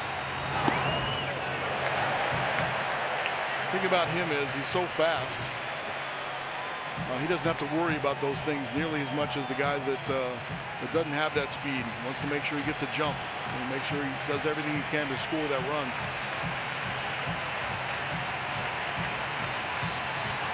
Raja's more in a base stealing lead. 2-2 down low. Count full. And what I mean by that is that you're in between second and third base in a straight line. If you decide to go, you have a shorter distance to run. Some of the other runners take a lead behind it, so they create an angle. You would think with what Lindor's done that Kipnis has got to get a pitch to hit here. Happ at the belt. Here it comes. And that was a good one to hit. Just fouled it straight back.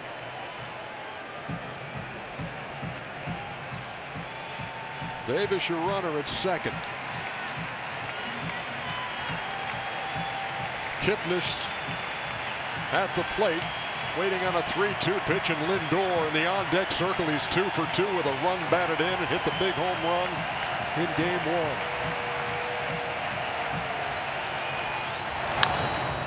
1. Slow roller up toward first. Encarnacion takes it himself. End of threat for Cleveland. 5 innings in the books in Game 2.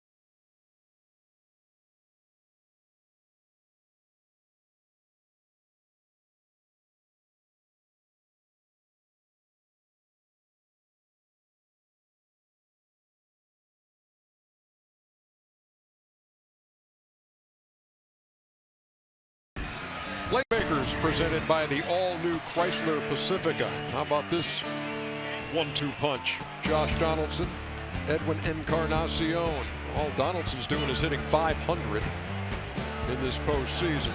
Encarnacion, 3 home runs. Donaldson swings at the first pitch from Tomlin. Lindor on the run, throws him out. Boy, that's a big out to start the 6th inning.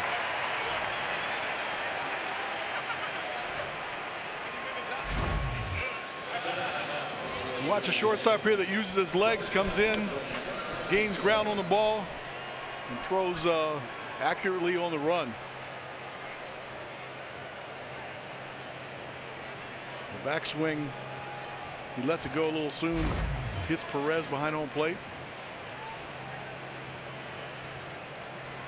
So here's Encarnacion. Grounded out in the first, walked in the third. 1-run game and a dangerous hitter.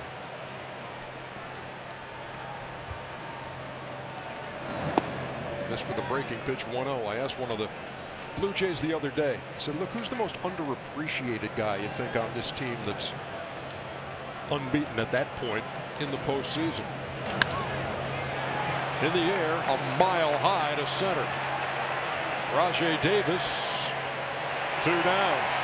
And I expected maybe an Ezekiel Carrera kind of answer or something, or Devin Travis. The answer was Eddie. Yeah. Edwin Encarnacion. This player still didn't think he was getting the credit he deserves for as solid a player as he's been. He's the most underrated power hitter in the game. You never hear him included when they talk about the 4 or 5 best power hitters in the game. He's one of them. And he's mad because he just missed that pitch. Here's Bautista with 2 down.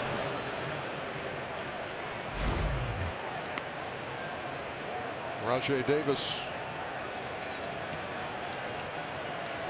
making that last play. There's still some sun out there in center field. You wondered if for a second if he tracked it the whole way. Yeah, I wasn't sure that was his way of calling for the ball, because he didn't panic.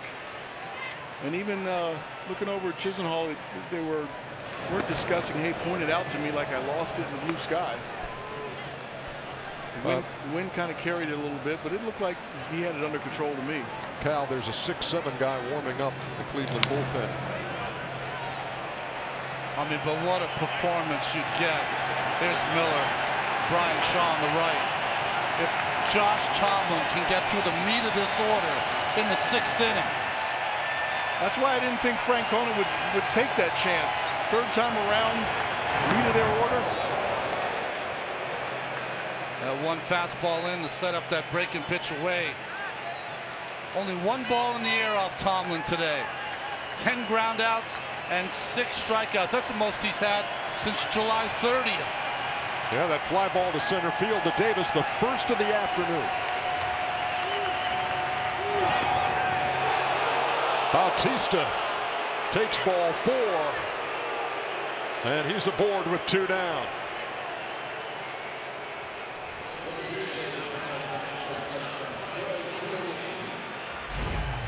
There's about to be an ovation here at Progressive Field. 5 2/3 from Josh Tomlin.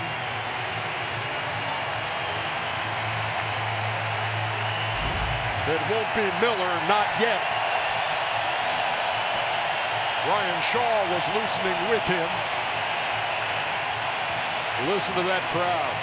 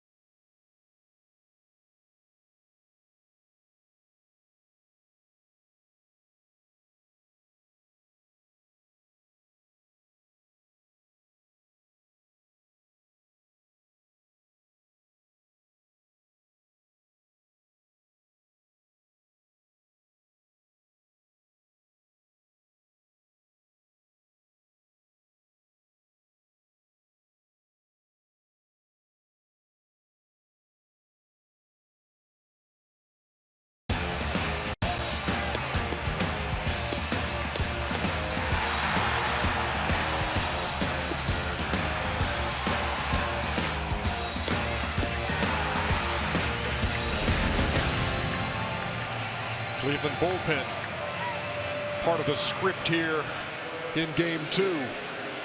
After 5 2/3 from Josh Tomlin. And it's Brian Shaw, the workhorse.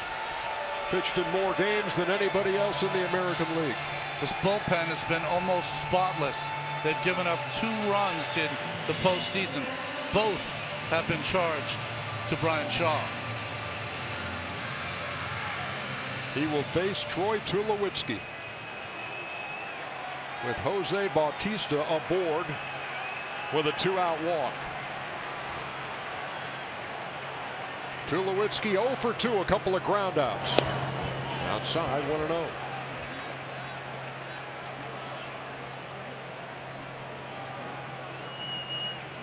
Tulowitzki 1 for 5 versus Shaw. Job well done by Tomlin. Got to notice he was starting with a text message, of course, from his pitching coach. Originally supposed to start game 3 in Toronto, then Trevor Bauer cuts his finger working on his drone, and suddenly, short notice, you're starting game 2 at home, and Shaw delivers outside again, 2-0. That's a big cutter for 95 miles an hour. What makes it difficult against the righties is that he really throws kind of across his body. Crossfire. There's a strike.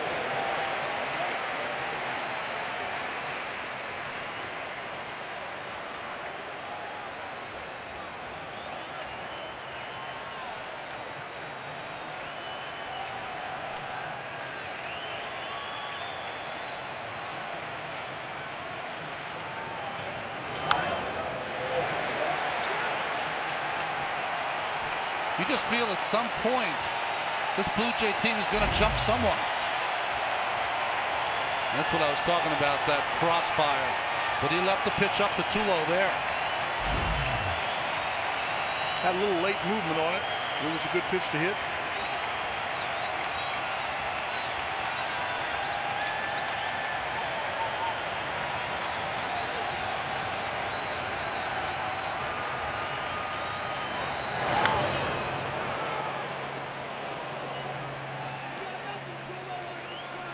Cal, do you like Ramirez at third base playing on the line, hugging that line? I don't mind it. I like the conservative approach. They need a couple hits to beat you or tie you. You still have some options in the pen there. But if you give up an extra base hit, score from first, it's only 1 hit. So I would call him pinching the line. 2-2. Right back where it came from.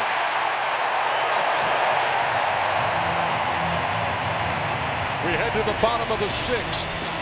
Cleveland still up 1.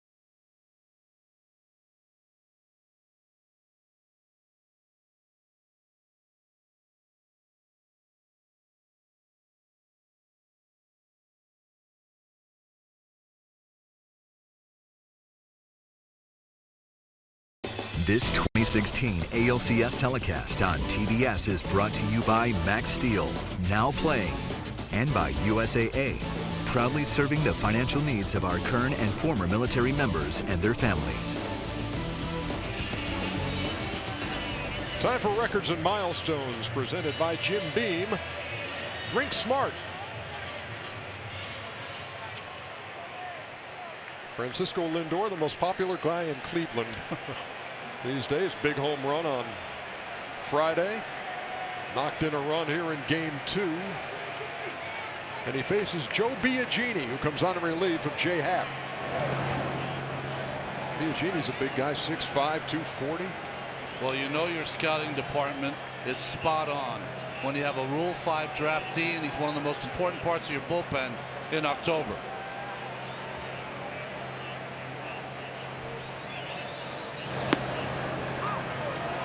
A ball and a strike. Pitched in 2 games in the division series against Texas. 3 innings of work. No runs. Gave up a couple of hits.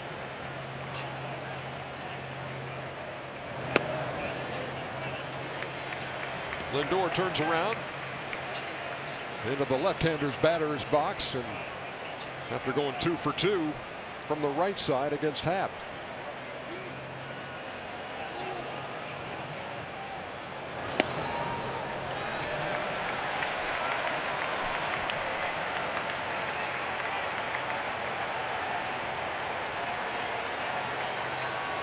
How about those numbers? Lindor, Santana, Chisenhall doing some heavy lifting. Oh, look out. That was right at me. It's like somebody. I wasn't anticipating it. Wasn't anticipating that. I had my glove off. I thought he'd get the bat hit out on that one. I just want to know, is McRib all right down there? He's still getting up from the ground.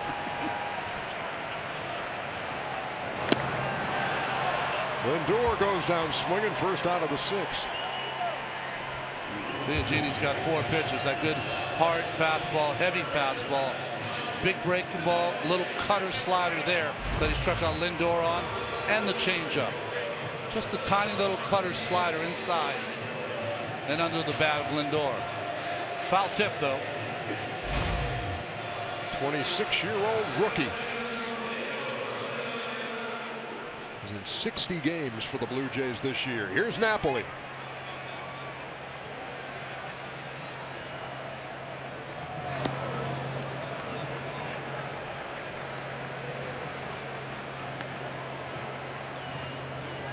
Napoli 0 for 5 in the series now, and still in search of his first run batted in of this postseason.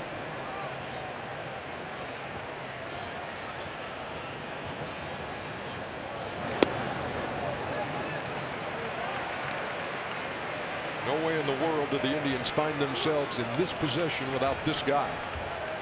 Napoli. Got to anticipate he's going to turn the fan on right now, 2-0. Not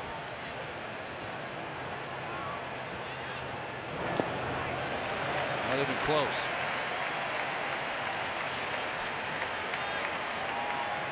He looked good under control in his approaches yesterday. Very calm right there on that 2-0 pitch. Not jumpy at all. Recognizing it was a ball right away.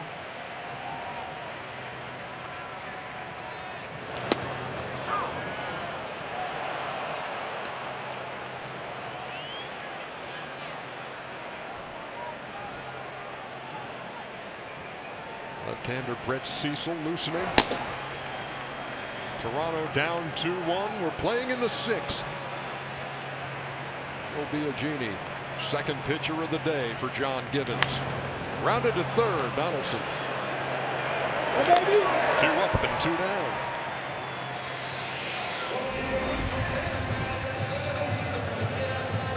StatCast is powered by Amazon Web Services.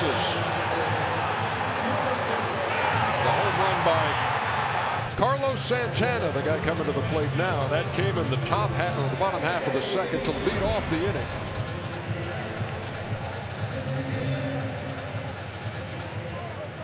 Took a called 3rd strike in the 4th.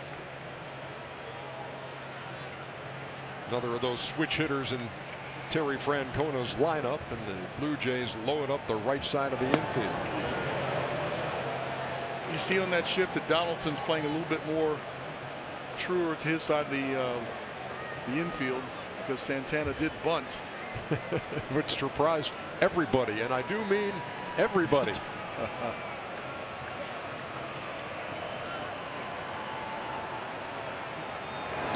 Oh, one in the dirt, count even. With all those switch hitters, the Indians get 70%. Their at-bats are favorable matchups. Lefty against righty, righty against lefty.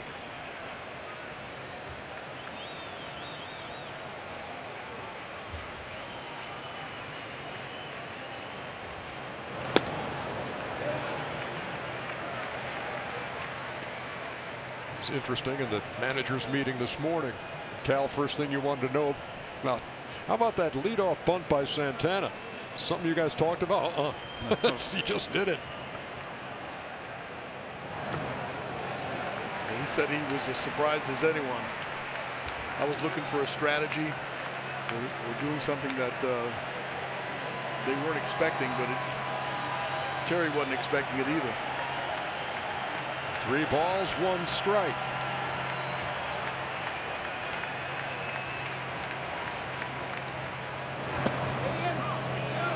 Count full with 2 down here in the 6th.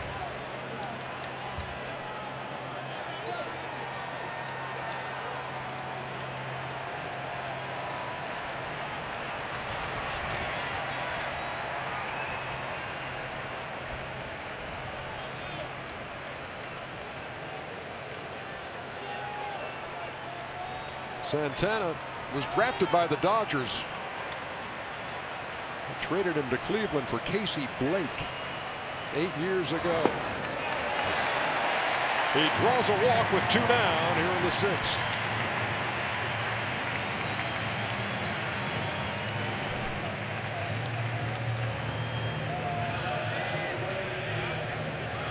We talked about those numbers. We showed you the graphic a little while ago about Chisenhall and that group doing a lot of the damage here through a game and a half.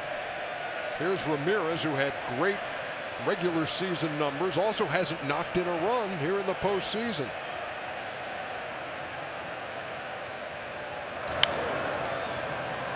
He swung the bat pretty good against Boston. His at-bats were good. Yeah, he's played well, and he's hit .385 coming into this game in the postseason. But when I was talking about your run producers, and he had 76 runs batted in for this team, and they've been getting it done without big RBI contributions from some guys you think might be right there. On the ground to Barney. And that'll do it for the Indians in the 6th. It's still a 1-run game in Game 2.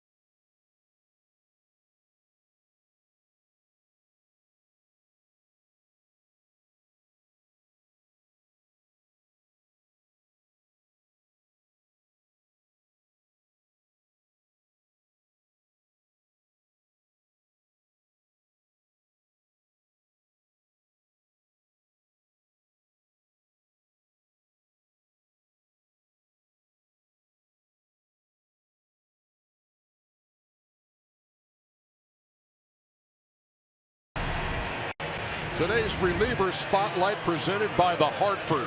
Look who's on here in the 7th. Postseason career numbers, just can't describe them. They're off the hook. 22 strikeouts in 14 innings and a big fat 0 where runs are concerned. Russell Martin will lead it off against Andrew Miller. Trying to protect a 1-run Indians lead here in game 2.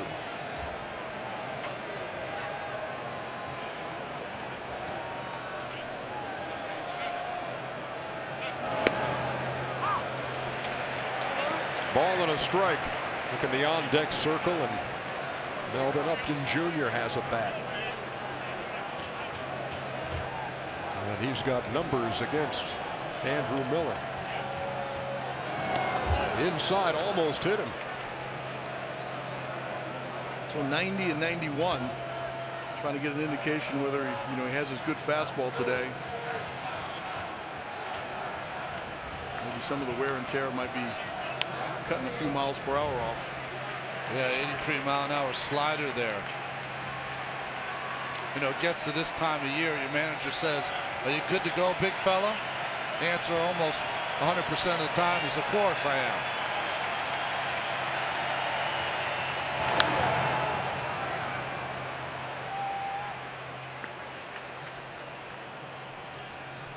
Miller's been in 3 games this postseason. 5 2/3, 12 strikeouts, 2 walks, 3 hits, no runs. And he strikes out Russell Martin to open the 7th. So with 2 strikes now against Andrew Miller, the opposition is now 1 for 17.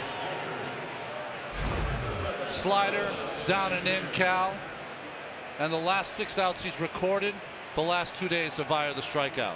Well, when you watch him, scout him a little bit, when he gets in trouble, that's his go-to pitch. Even if it's 2-0, 3-1, he's shown confidence that he can get that pitch over. Melvin Upton Jr. put a display on in batting practice. I know that usually doesn't mean anything, but some tremendous shots. There's his numbers against Miller. He might have the greatest numbers of anyone in baseball against Miller. 3 homers. A ball and a strike. Upton, pinch hitting role last night, took a called 3rd strike and was highly upset. He had a right to be.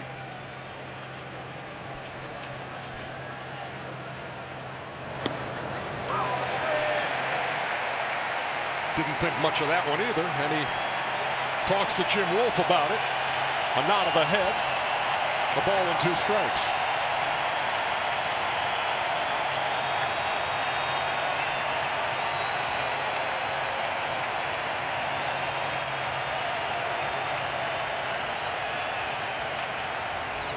Cal, as you said last night, any time is Miller time, and tonight it's in the 7th inning of game 2.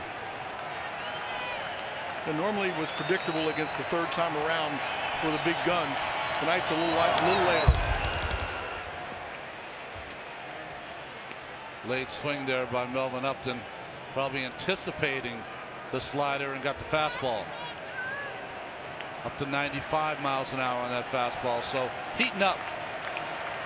He's just getting loose then, huh?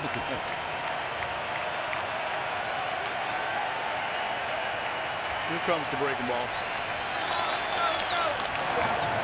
Tried to check his swing, and they check down with Brian Gorman, who says he did not go. Officially now become the most unpopular person in Cleveland. It looks funky from this side. Let's see what it looks like on the replay. No, he didn't go. Good call by Brian Gorman.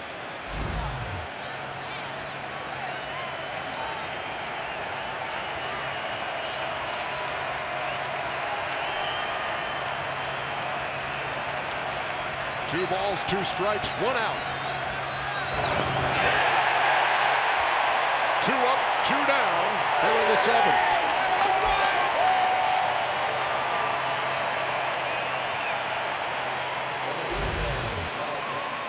when you watch Miller pitch, as a former player, you say to yourself, was I really a pitcher? He makes it look too easy. Just carves up hitters.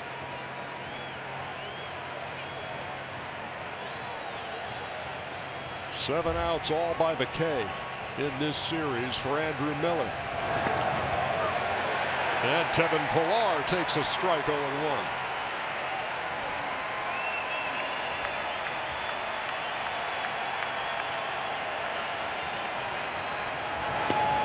Pillar 0 for 2 with a couple of ground outs, and he's behind 0-2.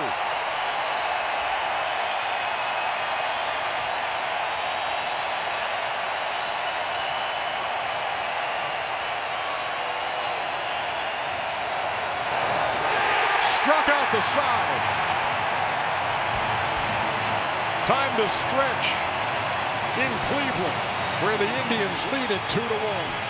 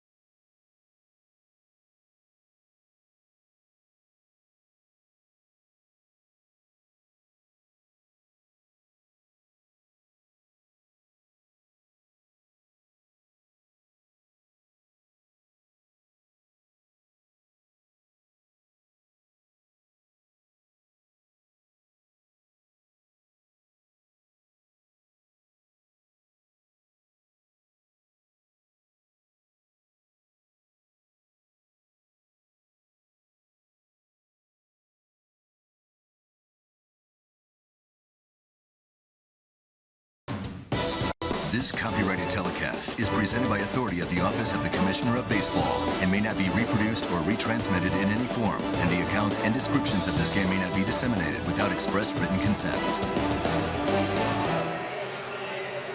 Bottom half of the seventh here on TBS. Indians clinging to a 2-1 lead over Toronto in Game 2 of the American League Championship Series.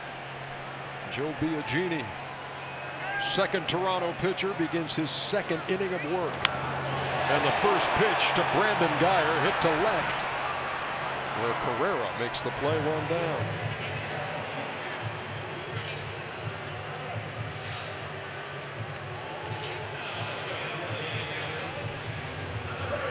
And that brings up Lonnie Chisenhall.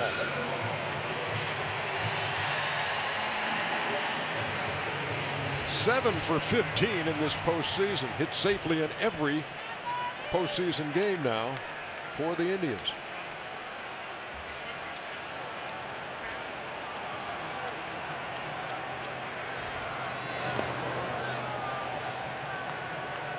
Now 6:25 local time now in Cleveland, and no sun and shadows.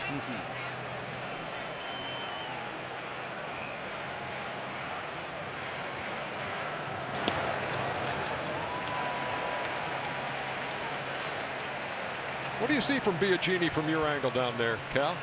You know, you're expecting a lot more power stuff, but he seems to be mixes in some different off-speed pitches.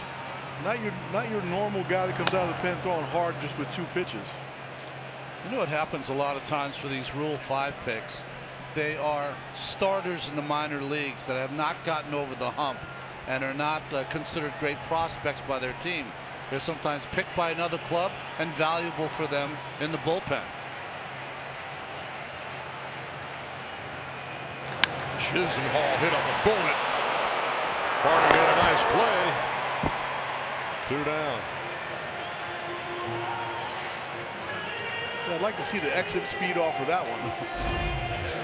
It seems that every ball Chisenhall hits is on the nose. Barney's been impressive at second base too. Getting the start for Devin Travis. If you're just joining us, Travis, the only 300 hitter for the Toronto Blue Jays this year and a real catalyst at the top of the order for them. A bone bruise on the right knee. It's been bothering him for a while, and it really bothered him before Game 2 of the American League Division Series, so he missed the last 2 games of that one. Started in Game 1 of this series last night, had to leave the game, returned to Toronto for an MRI. His spot on the roster taken by Justin Smoke.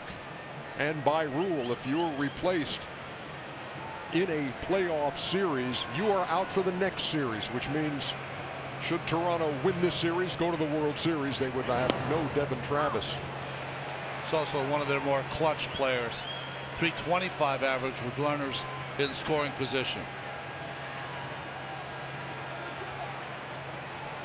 So the MRI, being told by our producer Scott Cockrell, these are the results of the MRI, that it's an injury, not the bone bruise, but something different, but no specifics. 1-2 to Roberto Perez.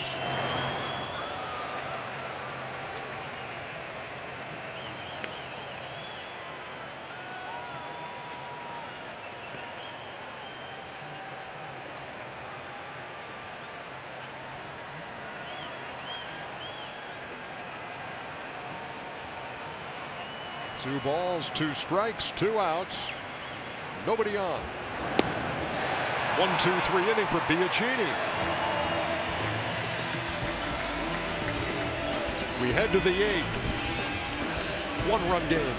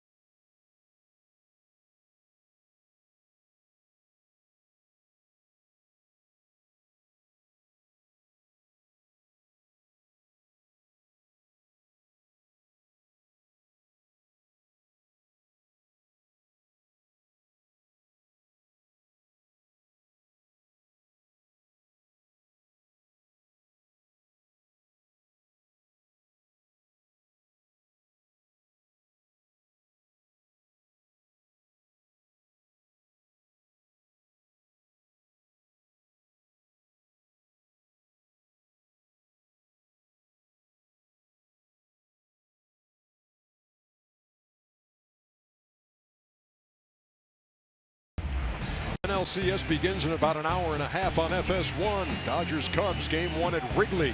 Check it out tonight. Here we head to the 8th. 2-1 Cleveland with the lead. Andrew Miller on for his second inning of relief, and he faces Darwin Barney, who takes a strike.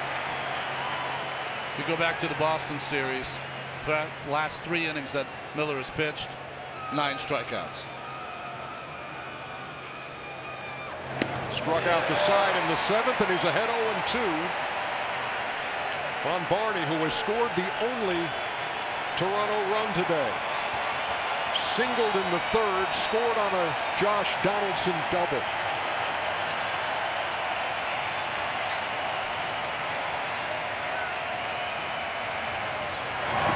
Good morning, good afternoon, and good night. 1 down. 4 straight strikeouts for the lefty. You know, I was trying to think of another guy that kind of reminds me of the fastball sort of slider that dives down and sort of the 3/4 delivery. The only guy I could think of that made me feel that way is Randy Johnson. Yeah. Well, I was thinking of Randy Johnson. Remember in 2001 when he was used in relief. Pereira on the ground to Kipnis. 2 down.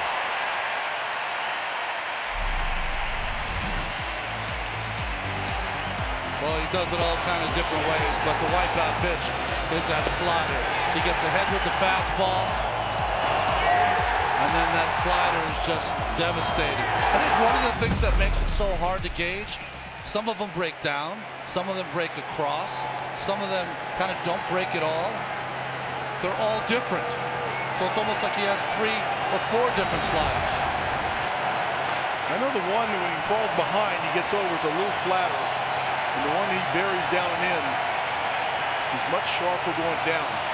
Here's Donaldson, who's knocked in the only Toronto run today. Remember, 1 swing of the bat ties this thing up. Donaldson in the postseason against left-handed pitching, 6 for 6. Donaldson steps out. He's got a hit off of Miller too, doesn't he? Yes, he does. A bullet up the middle. Yeah. He's 12 for 25 in this postseason. And that bullet, if I remember right, was a breaking ball. And you see his first 2 pitches here are fastballs. But here's where you got to go back. Anytime he's got 2-0 or 3-1, he's going back to the breaking ball.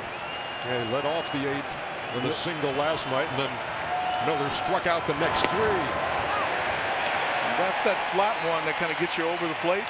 And it's hard as a hitter when someone throws that hard to convince yourself, okay, I'm 2-0, 3-1. Let me go away from the fastball and just look for a breaking ball.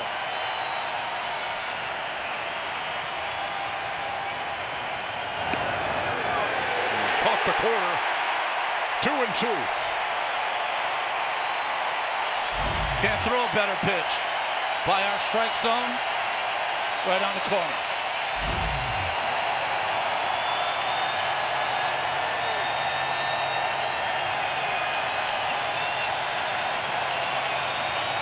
Back to the slider again.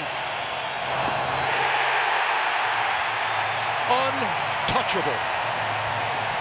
We head to the bottom of the 8th.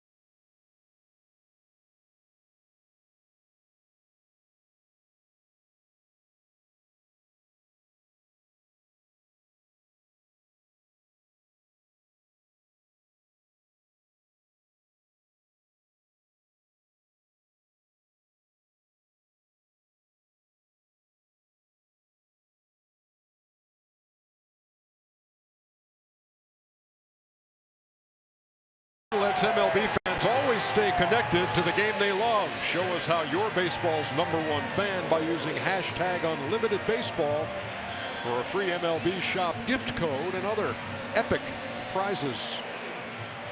LeBron James and other members of the Cleveland Cavaliers, the NBA champions, here as they watch the Indians in their quest to end a long World Series victory drought. Well, this is a great move by Gibbons to bring in Roberto Osuna. We know of his numbers. We tend to forget sometimes that he's 21 years old. So to get him into a game before a day off and going back to Toronto, I think is a very smart deal. The top of the Cleveland order, and Rajay Davis takes it side. Ball was right at him, so he just dropped the bat.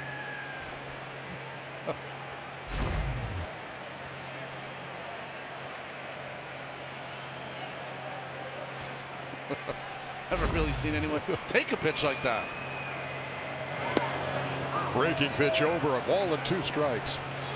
Well, Osuna went through a little tough stretch in September, but boy, he righted himself in the postseason and in the Texas series. Davis scored the go-ahead run in the 3rd inning. He reached on a fielder's choice, stole second, went to 3rd on a wild pitch, and then trotted home on a sharp single to center by Lindor.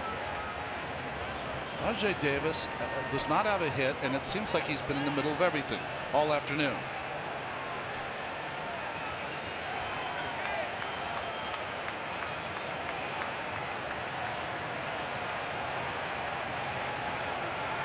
Osuna with the 1-2. I like how Francona looks at it. I mean, he talks about having someone on your team that can make something happen and can manufacture a run. Davis fits into that category. Coco Crisp fits into that category.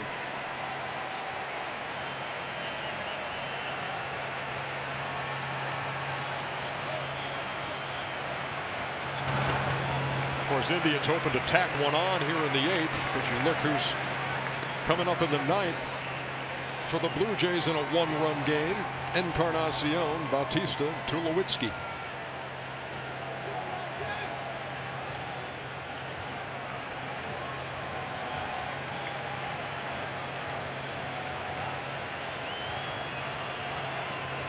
Two balls, 2 strikes to the Indians' leadoff hitter, who fouls it away over the dugout. And it stays 2-2. Indians open the scoring in the 2nd. Solo home run by Carlos Santana. Toronto answered in the top of the 3rd. Josh Donaldson, an RBI double, scoring Darwin Barney. And we've already told you about Davis and his stolen base, advancing on a wild pitch and scoring on Lindor's single. Hit sharply to right, and Bautista on to make the play. Oh, that was a great jump by Bautista to make that play.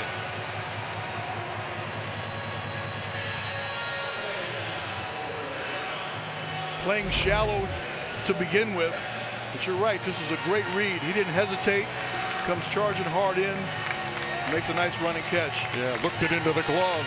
You can see how shallow he was right away. You take that hit away, takes a speedster off the bases. And here's Jason Kipnis, hitless in 3 trips.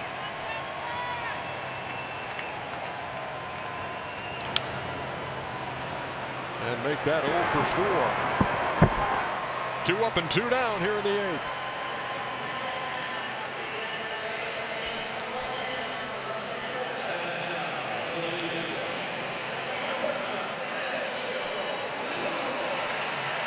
Cleveland now in the postseason have not trailed, mostly because of this man, in the last 41 innings. Talking to Mickey Callaway, the Indians pitching coach. What could Mickey be offering him right now? You don't talk to him at all. Whatever he's doing, just let him do it.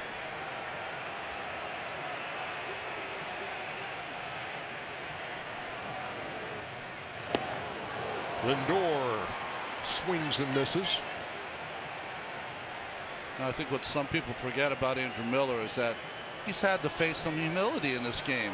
A #1 pick, thought he was going to be the next great left-handed starter. It never worked for him, and he had to find his way in the bullpen. He was close to not making the team out of spring training with the Red Sox. Ended up pitching in 60+ games there, found his way, and since then has been on his way. No balls, 2 strikes to Lindor. Miller this postseason, 7 2/3 innings pitched with 17 Ks. Do not adjust your sets. Actual numbers. The 1-2. Right back to the mound, and that's an easy inning for Osuna. We are through 8. It's a 1-run game. Last rips for Toronto when we come back.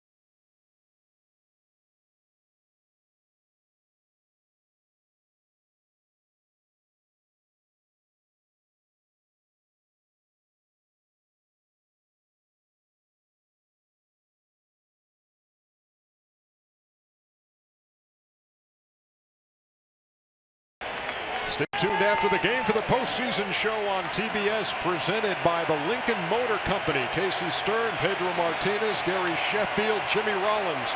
Not seen here, but they will be on the postgame show. We're in the 9th inning.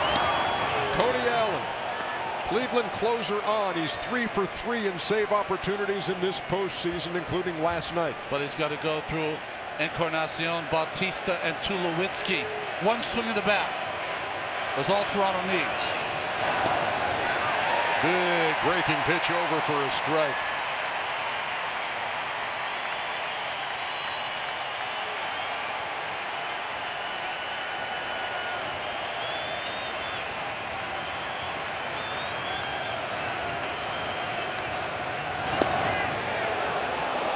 Nibbled at the corner and missed. 2-1. Well, Andrew Miller did his Andrew Miller thing.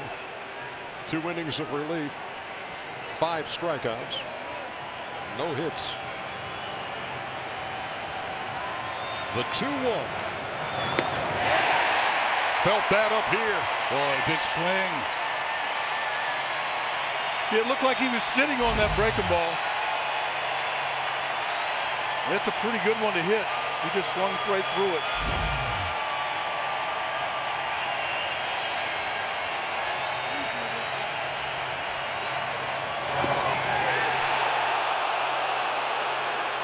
$37,870. Begging for that one. Count full. Fastball, breaking ball here, Ronnie. I got to go fastball one more time. Fastball away. Dotted away. Foul off down the right side and out of play. Reason you try to stay on the outer part of the plate with Encarnacion and Bautista is, for the most part, if they're going to take you deep, it's from center field to the pole side.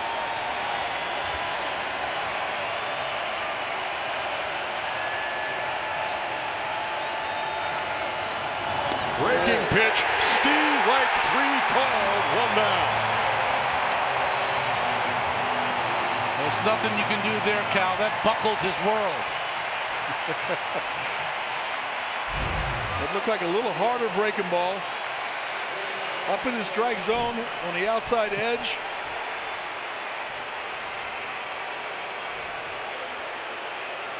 Little unintentional shimmy from Edwin Encarnacion.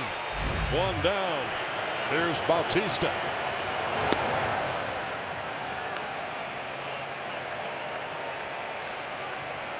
Oh for 2 with a walk. 3 for 20 in the postseason. There it is again. 1-1.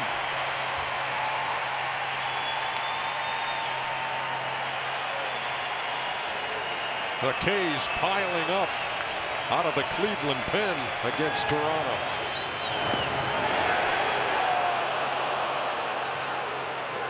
Those pitches look close, but clearly sitting off the plate. He hits the glove, especially when you're looking from the angle over here in the side. It looks like a strike, but if you watch the catcher move, he moves off the plate. Oh, dangerous pitch coming in on 2-1. Oh, he had her rip. 2-2. And he did not get it inside. Wow, what a swing. Lucky to get that one back. Pretty much right down the middle.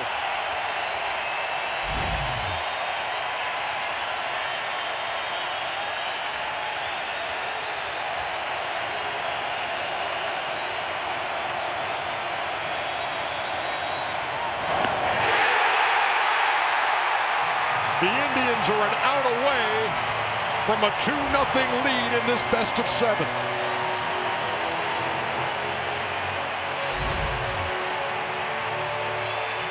Well, it's just one of those cases where Allen just reared back and threw it as hard as he could.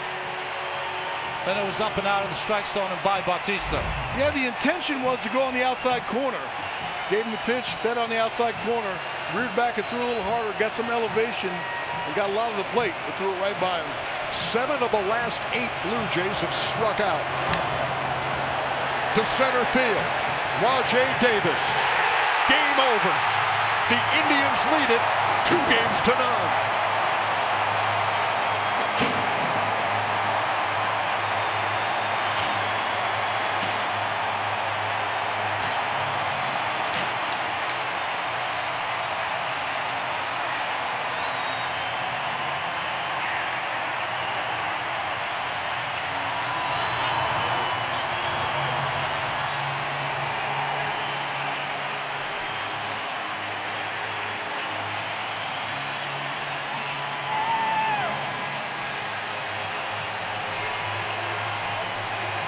We saw the Cleveland Indians hold the high-powered Boston Red Sox to 7 runs in 3 games. They have held the Toronto Blue Jays to 1 run through 2 games. And in 3 games in the ALDS against Texas, they had 22. The Cleveland Indians now, in the postseason, have beaten 2 20-game winners, Rick Porcello and Jay Howe.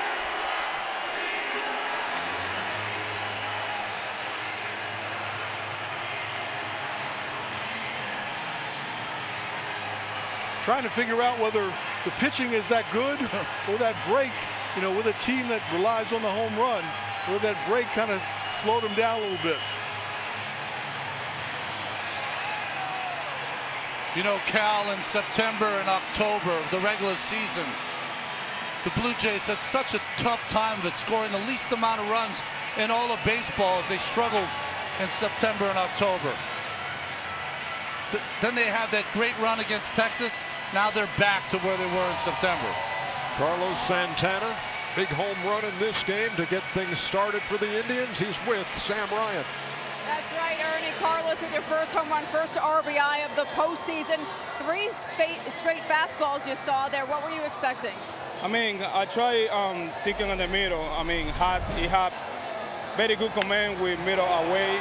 So, I mean, I'm concentrate and try to hit the ball hard. We saw earlier your teammate Mike Napoli was wearing the sunglasses batting, then he threw them away. What was it like batting in those conditions, hitting with the sun and the shadows? I mean, he's tough.